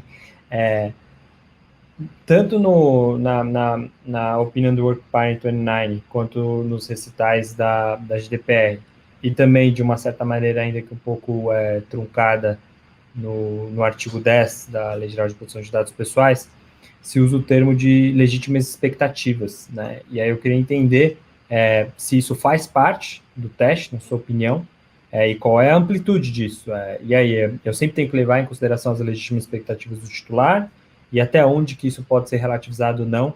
E aí, essa é a mesma pergunta para a Mari, depois que o Mário faz essa eu acho que assim, a gente tem uma coisa que pouco tem sido falado, eu acho que o Zanata, que está aí no chat, vai gostar de eu estar falando disso. Eu acho que o Brasil tem um aspecto muito peculiar em relação, enfim, até já tive oportunidade de conversar com especialistas europeus e até com empresas, enfim, que a gente, de alguma forma, ajudou a fazer alguma adaptação no Brasil, que é a questão do direito do consumidor, né? Enfim, a gente tem uma leitura, ou a gente vai precisar ter uma leitura da proteção de dados no Brasil que vai acabar, de alguma forma, sendo influenciada pelo direito do consumidor e aquela ideia de legítima expectativa do consumidor, enfim.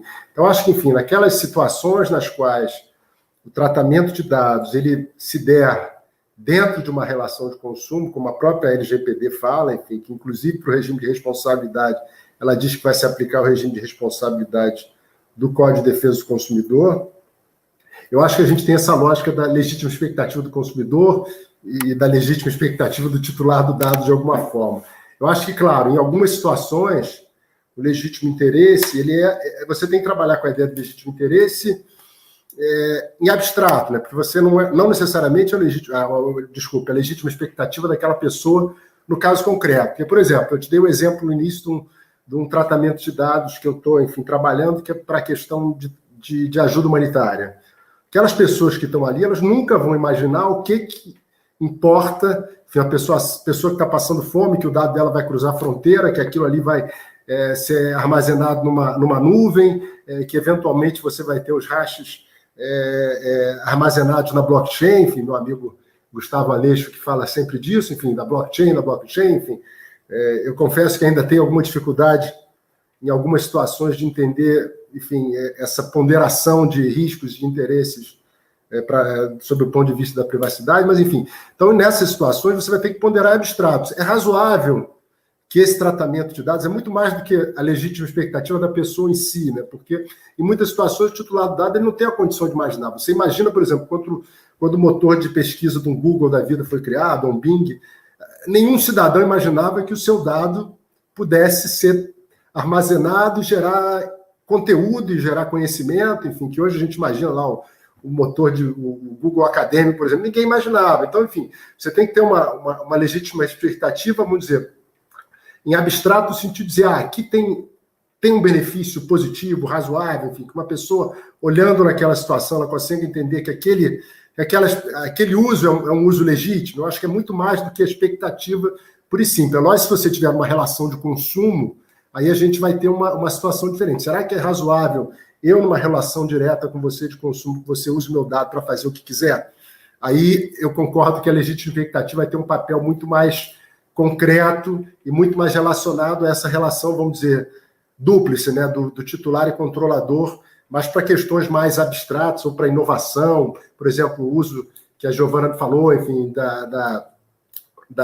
do treinamento da inteligência artificial, enfim, são coisas, quando você fala do legítimo interesse para a inovação, é difícil você pensar numa expectativa legítima do titular, porque o titular não imaginava que isso pudesse acontecer, pelo menos na época em que o tratamento de dados começou a ocorrer, você não tem como avaliar. Então, acho que tem que ser flexibilizado, acho que não tem muito jeito, até você tem que trabalhar um pouco uma ideia abstrata dessa expectativa, enfim, se a sociedade admitiria, eu acho que é muito mais a ideia da expectativa que a sociedade entenderia como eticamente ou como adequadamente correto e razoável que aquela informação seja tratada para aquela finalidade, do que a pessoa em si, do titular, ter essa expectativa legítima, enfim. Eu acho que na relação de consumo a gente acaba tendo um pouco mais vamos dizer, de facilidade de identificar, enfim, essa relação de fornecedor e consumidor, enfim, de você identificar que ele tenha que esperar e que você não imagina que você, por exemplo, você pegue meus dados e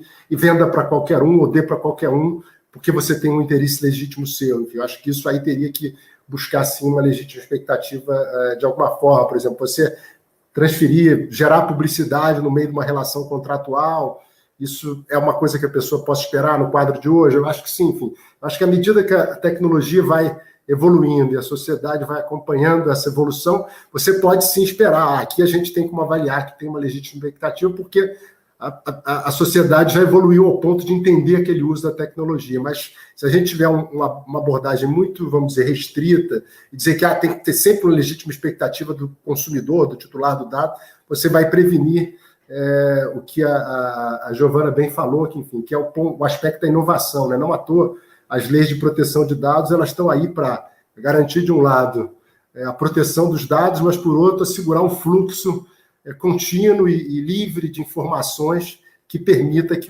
as atividades, enfim, e mais recentemente os governos, possam inovar também e entregar os serviços que a sociedade espera.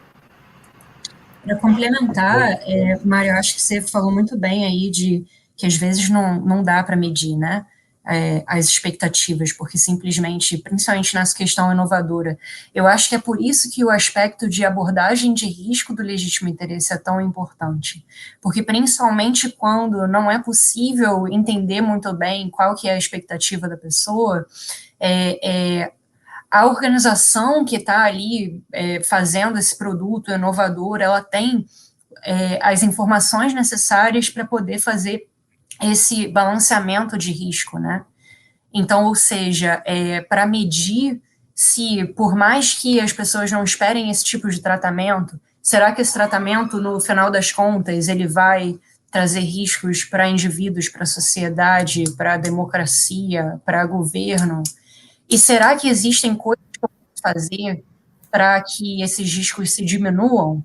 De repente, uma anonimização de dados, de repente, pseudonimização, como tem aqui na GDPR, né?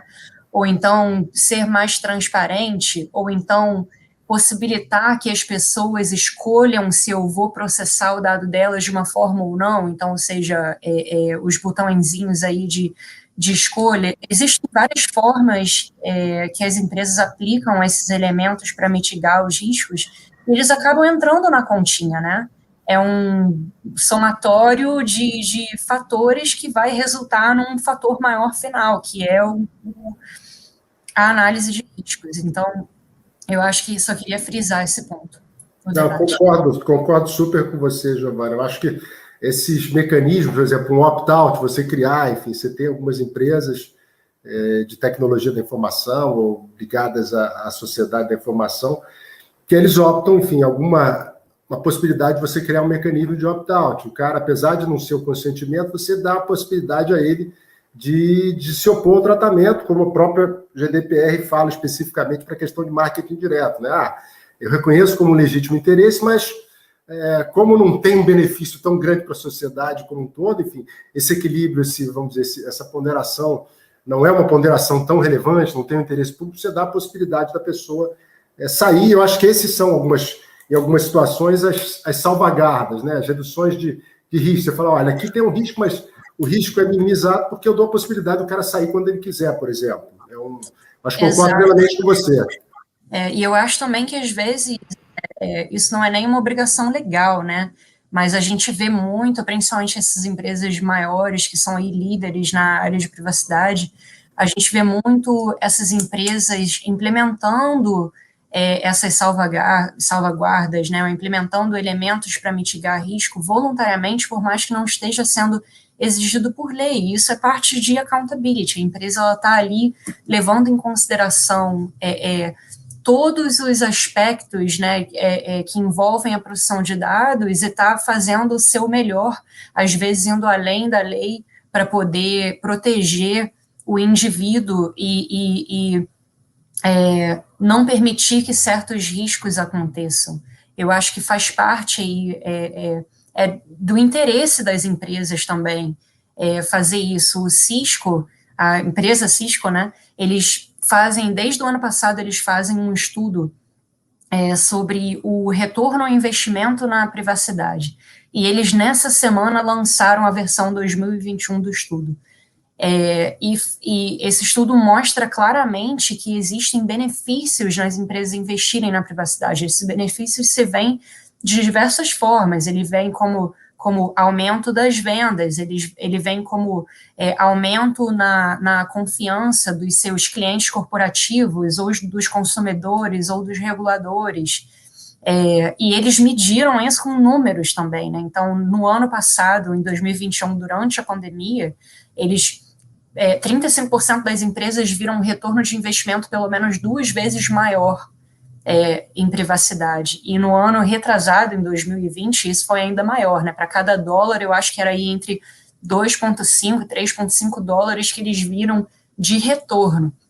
Então, existe esse conceito da accountability, que ela é self-enlightened, que é uma accountability que a empresa faz porque ela está vendo o benefício daquilo, ela está vendo o benefício de investir na privacidade. E eu acho que isso permeia muito na análise de riscos que traz a gente para o legítimo interesse. Eu sei que a LGPD, ela não exige explicitamente legítimo interesse, a não ser que a NPD peça, né, requeira que o controlador apresente. Não existe esse teste de balanceamento que tem diversas formas, né? Porém, de certa forma, está ali um pouco implícito que a empresa ela tem que considerar. Ela não pode se basear no legítimo interesse, ela pode se basear no legítimo interesse, exceto quando os direitos e interesses do indivíduo sobrepesam aquilo, né? Então, aí, isso, de certa forma, existe um raciocínio de equilíbrio implícito aí. E aí, como eu disse, esse balanço, né, esse raciocínio de equilíbrio, a forma como ele vai ser feito vai depender da empresa, do contexto, enfim. Legal. Acho que... Mari? Só um comentário super rápido. Fui bastante contemplada por várias das falas de vocês sobre esse tema. Eu acho que é justamente por conta dessa ideia de equilíbrio que permeia toda a lei, né? Não só a questão do legítimo interesse, mas a lei como um todo tem essa função dúplice, né, de promoção da atividade econômica e dos direitos e interesses do titular de dados, que não seria a melhor interpretação, algo que a gente eventualmente vê, que é interpretar o artigo 10, né, e os seus incisos, especificamente, o inciso 1º e 2º, por fatias, né, a gente discutiu bastante isso e usou esse termo, inclusive. Então, por exemplo, o artigo, ele fala de 2 finalidades possíveis do legítimo interesse, que são o apoio e promoção das atividades do controlador, e também a proteção do exercício regular de direitos do titular. Mas a gente acredita que, passando por todas essas coisas que a gente discutiu até agora, né, por toda essa noção de equilíbrio entre interesses de um lado e interesses do controlador e interesses do titular, é que justamente a questão da legítima expectativa, embora ela não vá prevalecer em todos os casos, ela deve ser considerada em todos os casos, né? E aí, em casos, por exemplo, eu fiquei pensando na questão da inteligência artificial, né, que é um exemplo em que não necessariamente, que você está falando de inovação e não necessariamente uma relação consumerista. Isso pode ser que, nesse caso, a legítima expectativa ela seja colocada em segundo plano, vamos dizer, mas você ainda tem a questão dos direitos e liberdades fundamentais do titular, né, que devem ser consideradas nesse balanceamento. Então, falando de inteligência artificial, tem toda a discussão sobre inferências discriminatórias, enfim. A gente entra numa outra seara, mas, de qualquer forma, eu acho que o ponto aqui, o ponto central, é que o artigo 10, ele propõe que esses 2 incisos, eles sejam os 2 lados de uma mesma balança, né? Que é, de um lado, o apoio à promoção das atividades do controlador e, do outro lado, os interesses e a legítima expectativa e os direitos do titular. E isso tem que ser uma interpretação sistemática e não uma interpretação que permita dizer, por exemplo, que em um caso você não deve considerar ou pode não considerar a legítima expectativa do titular. Eu acho que a experiência, tanto a experiência europeia quanto a interpretação da LGPD com os seus próprios princípios, né? E a gente discute bastante a questão da boa-fé no policy paper como um princípio que amarra tudo isso, né? Que, inclusive, está no caput do artigo 6º, que é o artigo dos princípios da LGPD. Isso leva a essa interpretação que sempre prima, que sempre preza por um balanceamento e não por uma análise fatiada, né? Vamos dizer. Legal. Bom, acho que, pegando o gancho da Giovana, que ela já falou, e aí, vamos falar ou não de qual tipo de documentação que deve ser gerada, se isso deve ser obrigatório ou não, eu queria encaminhar esse terço final aí da nossa conversa mirando nisso. A Giovana já bem pontuou ali que o artigo 10 ele faz uma sinalização de eventual requisição por parte da autoridade, mas não está claro qual que seria essa documentação, né? A primeira dúvida que surge tem que ser um relatório de impacto à produção de dados pessoais, como é nomeado ali no artigo 10, ou não, deveria ser um teste de legítimo interesse, que a princípio seria uma análise de ponderação talvez mais simples, menos complexa. E aí eu queria fazer essa pergunta para Paula, o que você acha? Qual que seria a documentação que a utilização do legítimo interesse possivelmente poderia desengatilhar? Bom, legal, gente. Acho que esse debate sobre legítima expectativa é essencial mesmo, e acho que, no fim, é o que a Mari estava recuperando aqui, que a ideia, de fato, todos os elementos para análise estão ali no artigo 10, e a gente tem que estruturar eles, e a legítima expectativa, com certeza, é um deles que é super relevante. Sobre essa questão da documentação, acho que é um tema interessante, né? A gente vai vendo umas interpretações que, na verdade, algumas interpretações que eu não concordo e tudo mais, mas um primeiro ponto é que eu entendo que a avaliação se o legítimo interesse é cabível, então, portanto, essa análise, com base nos elementos do artigo 10º, é com certeza obrigatória. E aí vem a discussão se ela deve ou não ser documentada. E eu entendo que a gente tem que ver isso como uma prática altamente recomendada, especialmente pela menção do artigo 37 sobre as práticas de registro de tratamento, né? Então, eu acho que quando o artigo 37 fala em práticas de registro de tratamento, eu tenho a impressão que a finalidade é diferente, a função é diferente do que da documentação do teste de legítimo interesse. Então, enquanto essas obrigações de registro estão muito mais associadas a uma descrição do tratamento e tudo mais, o teste tem esse elemento valorativo, né, de avaliação. Mas eu entendo que, de fato, seria uma forma de cumprir, especialmente a depender do modelo e dos elementos que você analisa no teste, de cumprir com esse requisito do artigo 37. Agora, a questão do relatório de impacto à proteção de dados, eu entendo que, e foi objeto de discussão com a Marcela também, quando a gente redigiu o artigo, que não tem uma obrigação a priori de redação do relatório de impacto à proteção de dados, especialmente porque a lei fala expressamente que é só quando a autoridade, eventualmente, a autoridade poderá requisitar a realização desse documento e tudo mais. E acho que está super em linha com o que se espera também de um relatório de impacto à proteção de dados. A ideia é que esse relatório sirva para, quando a gente estiver falando de tratamentos que levem riscos aos direitos e liberdades fundamentais dos titulares de dados pessoais. Então, do interesse de todos nós que esse relatório não seja banalizado e seja utilizado em qualquer operação de tratamento de dados pessoais. Às vezes você tem uma operação de tratamento de dados pessoais que você um exemplo muito utilizado e há anos que já se discute essa possibilidade para a realização de combate à fraude, por exemplo, e aí você tem ali uma série de salvaguardas de minimização de dados, de medidas de segurança, anonimização. Então, eu acho que falar que o relatório de impacto à proteção de dados pessoais é aplicável a todas as operações de legítimo interesse é contra a própria essência desse relatório e também contra as disposições legais que não indicam que ele deve ser obrigatório de antemão. Então, acho que, de fato, a documentação do teste é uma prática muito mais interessante quando a gente está pensando em termos também de adoção da accountability, conforme a Giovana falou, e também para fins de transparência, eu acho que o teste pode ser uma ferramenta super interessante para os controladores se comunicarem eventualmente com os titulares de dados pessoais afetados e tudo mais. Então, eu queria retomar então esse ponto. Você usou um termo muito feliz, Giovana, de transparência qualificada, ou seja, se eu eventualmente vou tomar a decisão de publicar algo, como por exemplo pode ser esse teste de legítimo interesse, como que eu devo fazê-lo, né?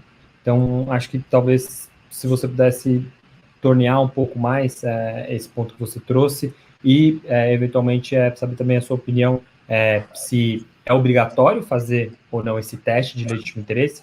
Estou falando aqui do teste especificamente, não de relatório de impacto e proteção de dados pessoais, e do quanto obrigatório ou não também seria a publicação para ter exercício de transparência qualificada. Sim, muito rapidamente para dar tempo aí das perguntas do chat, eu vi que já estão chamando aqui a gente nisso.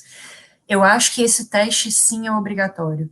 E como eu falei antes, esse teste é um teste que vai acontecer dependendo do tipo de empresa, do tipo de processamento. Às vezes um processamento é muito menor, obviamente não há um risco e há um legítimo interesse aí do controlador ou de um terceiro.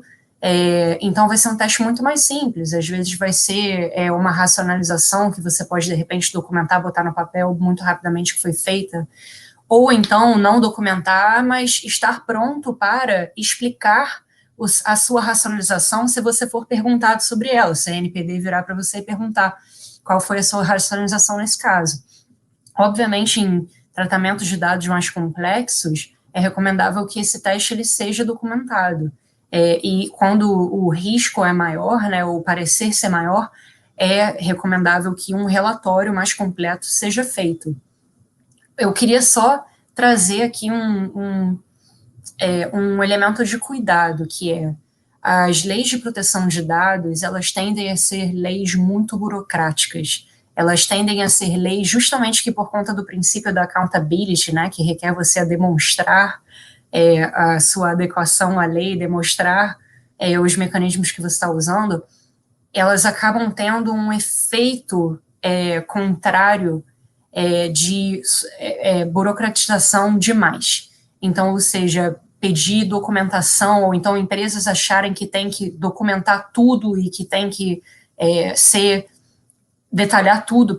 E eu acho que isso é preocupante principalmente para empresas menores, né, empresas que, de repente, o processamento de dados delas não gera tantos riscos assim, de repente são empresas que só processam dados dos seus empregados e que não lidam diretamente com o consumidor e que não processam dados sensíveis.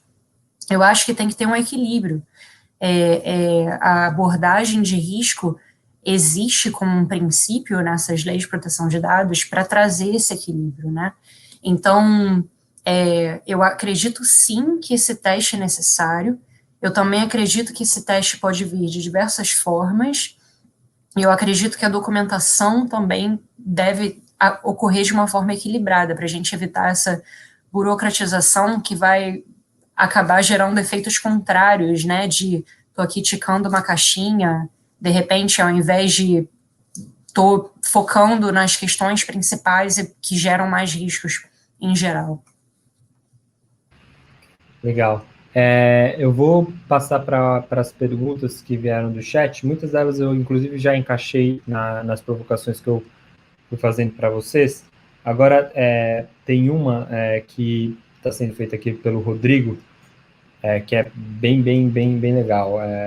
Resgatando a própria ideia de hierarquia das bases legais, especificamente olhando para a questão de dados sensíveis. Aí, eu não sei quem se sentia à vontade, não foi direcionado para alguém, mas por que mais que o legítimo interesse não se aplica a dados sensíveis, a ausência de hierarquia entre as bases legais também se aplicaria ao artigo 11, ou neste caso, o consentimento seria o prevalente? Mário, quer começar aí? Pode ser que comece, enfim, eu acho que a lógica é a mesma, enfim, apesar da linguagem da LGPD ser que é vedado, salvo naquelas hipóteses, eu acho que eu tenho uma posição em relação ao consentimento, enfim, já há alguns anos muito crítica, enfim, até me lembro quando eu defendi meu doutorado, enfim, há mais de 10 anos, tinha até enfim, na banca tinha um cara do IDPS, enfim, do European Data Protection Supervisor, que é meu amigo hoje, enfim, e ele ficou com os cabelos arrepiados porque eu falei que o consentimento não servia para nada. Enfim, eu tratava de relações, enfim, entre empresas e consumidores na época, enfim, uma questão de, enfim, setor financeiro, securitário, de crédito, enfim. E eu continuo achando que o consentimento, enfim, não é que você não precise ter uma indicação de que o titular do dado está informado, de que ele tem algum tipo de contato com aquele controlador. Mas eu acho que aqui a lógica é a mesma, especialmente quando a gente trata em dados sensíveis. Você imagina uma situação que você precisa de um tratamento médico. Você vai, em alguma situação, ter condições de dizer eu não quero que você trate meu dado, e aí você não vai receber. Eu acho que, assim, sempre que a gente tem que pensar essa ideia, para responder depois brevemente a questão do Bruno, sempre que você colocar a pessoa numa posição em que ela não tenha realmente uma liberdade para responder, enfim, mas uma liberdade em sentido amplo, ou porque ela recebe alguma coisa em troca com aquele tratamento de dados, ou porque tem uma contraprestação de um serviço ou de alguma outra atividade, ou porque você tem uma ajuda, o consentimento não vai ser a base legal adequada, porque você não vai ter a liberdade nesse sentido. E acho que as bases legais da LGPD são para dados sensíveis, é a mesma lógica. Você vai pensar o quê? Eu tenho que pedir autorização primeiro para fornecer dado para o governo, se eu tenho uma obrigação legal. Enfim, acho que realmente é uma análise não do qual é melhor e qual é mais importante, é da base legal adequada para aquele tratamento de dados. Eu acho que é isso. Enfim, eu acho que a gente na LGPD tem um problema adicional quando fala de dados sensíveis, que, mais uma vez, a gente não tem aquele tratamento de dados para interesse público, que em muitos países da União Europeia eles legislam para incluir várias coisas. Então, por exemplo, eu vou te dar um exemplo prático para o Bruno. Bruno também, não é? Agora não me lembro. Rodrigo. Para o Rodrigo. Você, por exemplo, um setor de seguros, você imagina, que é um setor que eu tenho bastante familiaridade. Você precisa de seguro-saúde, por exemplo, ou de plano de saúde. Você precisa tratar dados de saúde para prestar o serviço, para reembolsar, para autorizar um pagamento, para não sei o quê. Se você for olhar ao pé da letra, você não tem. O interesse legítimo ali você não tem. Você não tem execução do contrato.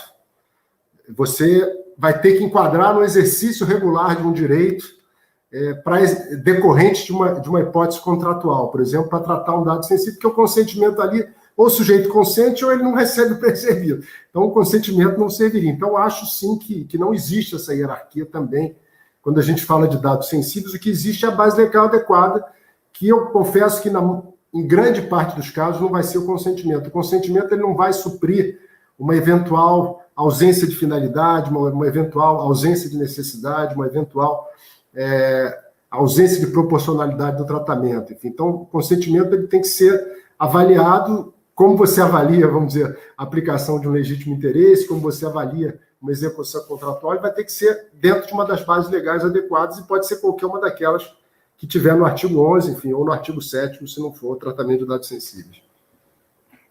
Legal. Eu vou direcionar a última pergunta para a Mariana e também, ao mesmo tempo, já pedir para ela fazer as considerações finais e a gente caminhar para o encerramento do nosso painel. A pergunta é do Claudinei.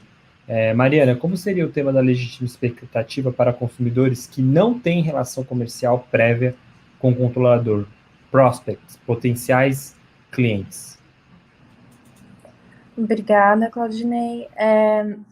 Eu entendo que a questão da legítima expectativa ela tem muito a ver com a noção de compatibilidade entre o tratamento que se pretende fazer, né, com os dados pessoais, com, por exemplo, se existe um tratamento prévio ou se esses dados eles foram coletados com uma outra finalidade, que não necessariamente essa finalidade que está sendo perseguida nesse segundo momento.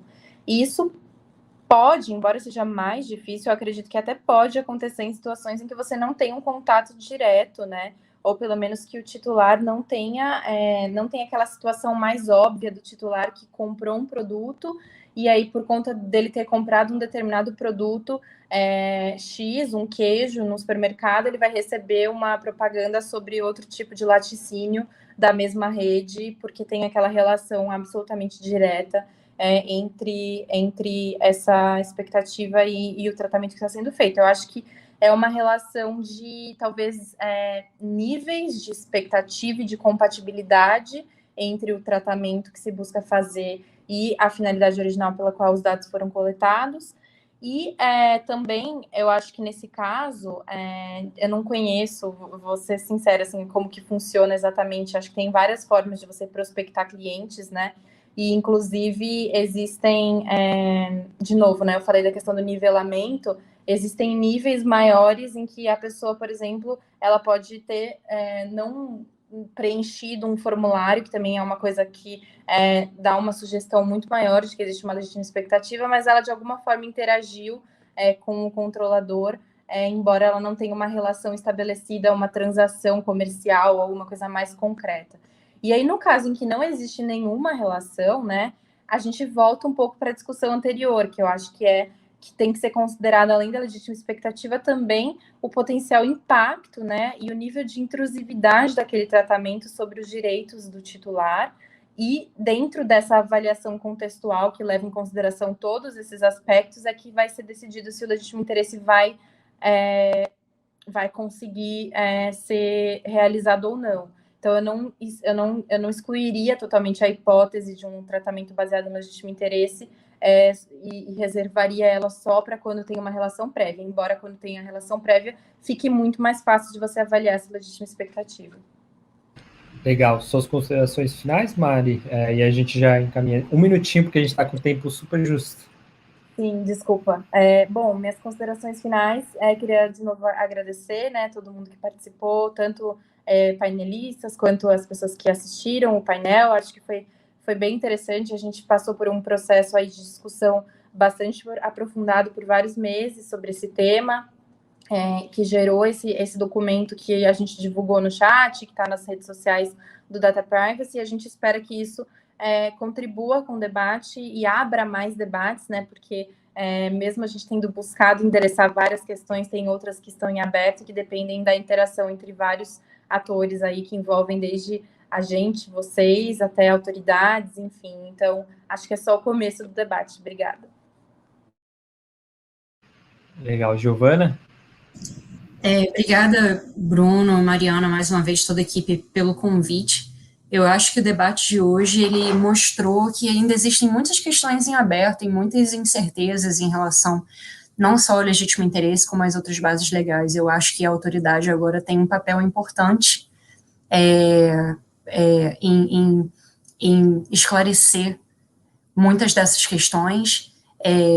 Também tem uma responsabilidade grande em esclarecer muitas dessas questões. Eu acho que é fundamental que, ao fazer isso, ela tenha um engajamento com o mercado, né, para entender quais são as práticas de mercado, e também tem um engajamento internacional. Então, olhar no que está dando certo e também o que não está dando certo aqui fora, e as boas práticas internacionais, né, e trazer o melhor para o Brasil dessa questão. Eu acho que a NPD aí tem um papel fundamental também em garantir a flexibilização dessa base legal do legítimo interesse, né, com vistas a alcançar a finalidade da lei, de proteger indivíduos e de possibilitar o desenvolvimento econômico, tendo em vista aí que o legítimo interesse sendo uma das bases legais mais protetivas justamente por conta desse elemento de análise de risco. Obrigada, Bruno. Obrigado a você. Mário? Obrigado também, enfim, pelo convite. Foi um prazer encontrá-lo online mais uma vez. Enfim, assino embaixo tudo que Giovana, Paula, Mariana disseram. Enfim, eu acho que tem um desafio grande à frente pela autoridade nacional. Acho que tem um desafio, talvez, grande, porque um dos temas que eu senti falta na agenda de regulação da autoridade foi lá o artigo 63 da LGPD, enfim, dos processos de adequação progressiva dos bancos de dados já em operação, que eu acho que é um tema que cedo ou tarde, mais cedo ou mais tarde, a autoridade vai ter que se debruçar, enfim, porque tem uma determinação legal expressa de que ela vai ter que regular essas situações, e acho que ali, e muitas vezes o legítimo interesse vai ter, enfim, um papel interessante para se entender a possibilidade de manutenção e de adequação dos dados que foram tratados antes, enfim, da gente ter essas regras, que foram obtidos antes da gente ter a Lei de Proteção de Dados em vigor. Então, acho que tem realmente um desafio grande, enfim, não só pelo artigo 63, mas acho que pelo artigo 38 da LGPD também, que diz que a autoridade poderá exigir. Então, acho que tem uma possibilidade da gente ter setores ou tipos de tratamento de dados que venham a ter um relatório de impacto à proteção de dados obrigatório, dependendo do que a autoridade vier regulamentar, enfim, como lógicas de tratamento de dados, enfim, que representem risco maior. Enfim, acho que a autoridade tem essa oportunidade de estabelecer, de alguma forma, os estándares e as situações nas quais, pelo risco já, enfim, envolvido para aquele tipo de utilização. Vou dar um exemplo que não tem nenhuma, mas, sei lá, você tem questões que envolvem, por exemplo, monitoramento por reconhecimento facial, coisas do gênero, enfim, que eles entendam. Não que eu ache que isso possa ser já a priori uma exigência de relatório de impacto da proteção de dados, mas acho que a autoridade, em situações que possam já apresentar esse risco, possa exigir sim, mas já como, vamos dizer, by default, né, como padrão. Obrigado mais uma vez, foi um prazer enorme, enfim, estar mais uma vez no painel com todas as palestrantes. Enfim, é muito bom ver que cada vez mais a gente tem paridade, enfim, de gênero nas discussões. Eu acho isso realmente muito legal, uma iniciativa realmente importante. Enfim, eu acho que hoje as mulheres na privacidade são cada vez mais importantes. Se a gente for ver aí, várias DPOs em organizações multinacionais são mulheres, enfim, as principais do mundo. Então, acho que realmente muito, muito gratificante ver que vocês estão com esse cuidado e estão atentos a isso, porque é um ponto realmente importante. Eu tenho amigos que se recusam hoje a eventos se não tiver uma paridade de gênero nos painéis. Eu acho que é uma medida muito, muito, muito correta. Um bom dia para todos, então, para todos os participantes. Legal, obrigado, Mário. Paula? Só sei que a gente está com o tempo apertado, mas queria só aproveitar para agradecer. Achei que o debate foi muito rico, são várias questões para pensar, e acho que, de fato, a gente vê a relevância de eventual regulamentação pelo tema, esclarecimentos por parte da NPD, e acho que a gente aqui, como acadêmicos e sociedade civil, estamos fazendo o dever de casa de trazer essas discussões, tentar trabalhar esse tema, e tanto na publicação de artigos, como foi o caso com o meu artigo da Marcela, também com a publicação do iPaper, que eu gostei muito. Achei que todas as questões que a gente discutiu estão refletidas ali, e que realmente tenta colocar uma ordem no debate. Achei. Então, queria só agradecer de novo a oportunidade. Obrigado. Vou até pedir para colocar o link novamente, e é mesmo esse o tom, assim, é muito mais exercício de reflexão do que de possíveis conclusões. A gente, no processo de escrita, literalmente fritou a cabeça, porque eram várias variáveis, e eu queria agradecer aqui especialmente todo o comitê multissetorial que a gente formou para discutir várias das versões do Policy Paper. A gente tem essa política de discussões multissetoriais dentro da associação de pesquisa. Algumas dessas representantes foi justamente a Giovana, que está aqui com a gente e fez parte dessa discussão. Agradecer especialmente também o próprio financiador, né, desse projeto em específico, que foi especificamente o Google, e ao mesmo tempo eu queria, como eu não vou mais estar aqui com vocês no Summit, desejar, enfim, a audiência, né, agradecer a audiência de todo mundo que esteve aqui com a gente conosco, e especialmente a toda a equipe do Data Privacy Brasil, seja da escola ou da associação de pesquisa, que assim, hoje eu posso dizer com segurança que foi a semana que celebra o Dia Internacional da Privacidade mais intensa, mas ao mesmo tempo mais gratificante, assim, e a gente tem um time sensacional que está colocando tudo isso daqui de pé. Não vou citar todos os nomes, porque a gente cresceu bastante, e aí eu ficaria um tempo extenso falando disso, mas registrar a gratidão a todo o time do Data Privacy Brasil. É isso, agora então a gente vai para um pequeno intervalo, onde que a gente vai ter um momento também do nosso apoio, do patrocinador desse evento, que é a OneTrust, um pequeno bate-papo, que antecede o segundo painel e último que fecha o Summit, que vai ser uma conversa com a Sophie Kwasny, a head do Departamento de Proteção de Dados Pessoais do Conselho da Europa, para a gente poder traçar possíveis cenários dessa discussão em âmbito internacional, né? Lembrando que o Conselho da Europa tem a Convenção 108, que é a principal convenção, o principal tratado internacional sobre privacidade e proteção de dados pessoais no mundo, com países, inclusive latino-americanos, que aderiram a ela. É isso. Obrigado mais uma vez, Giovana, Mário, Mari e Paulo.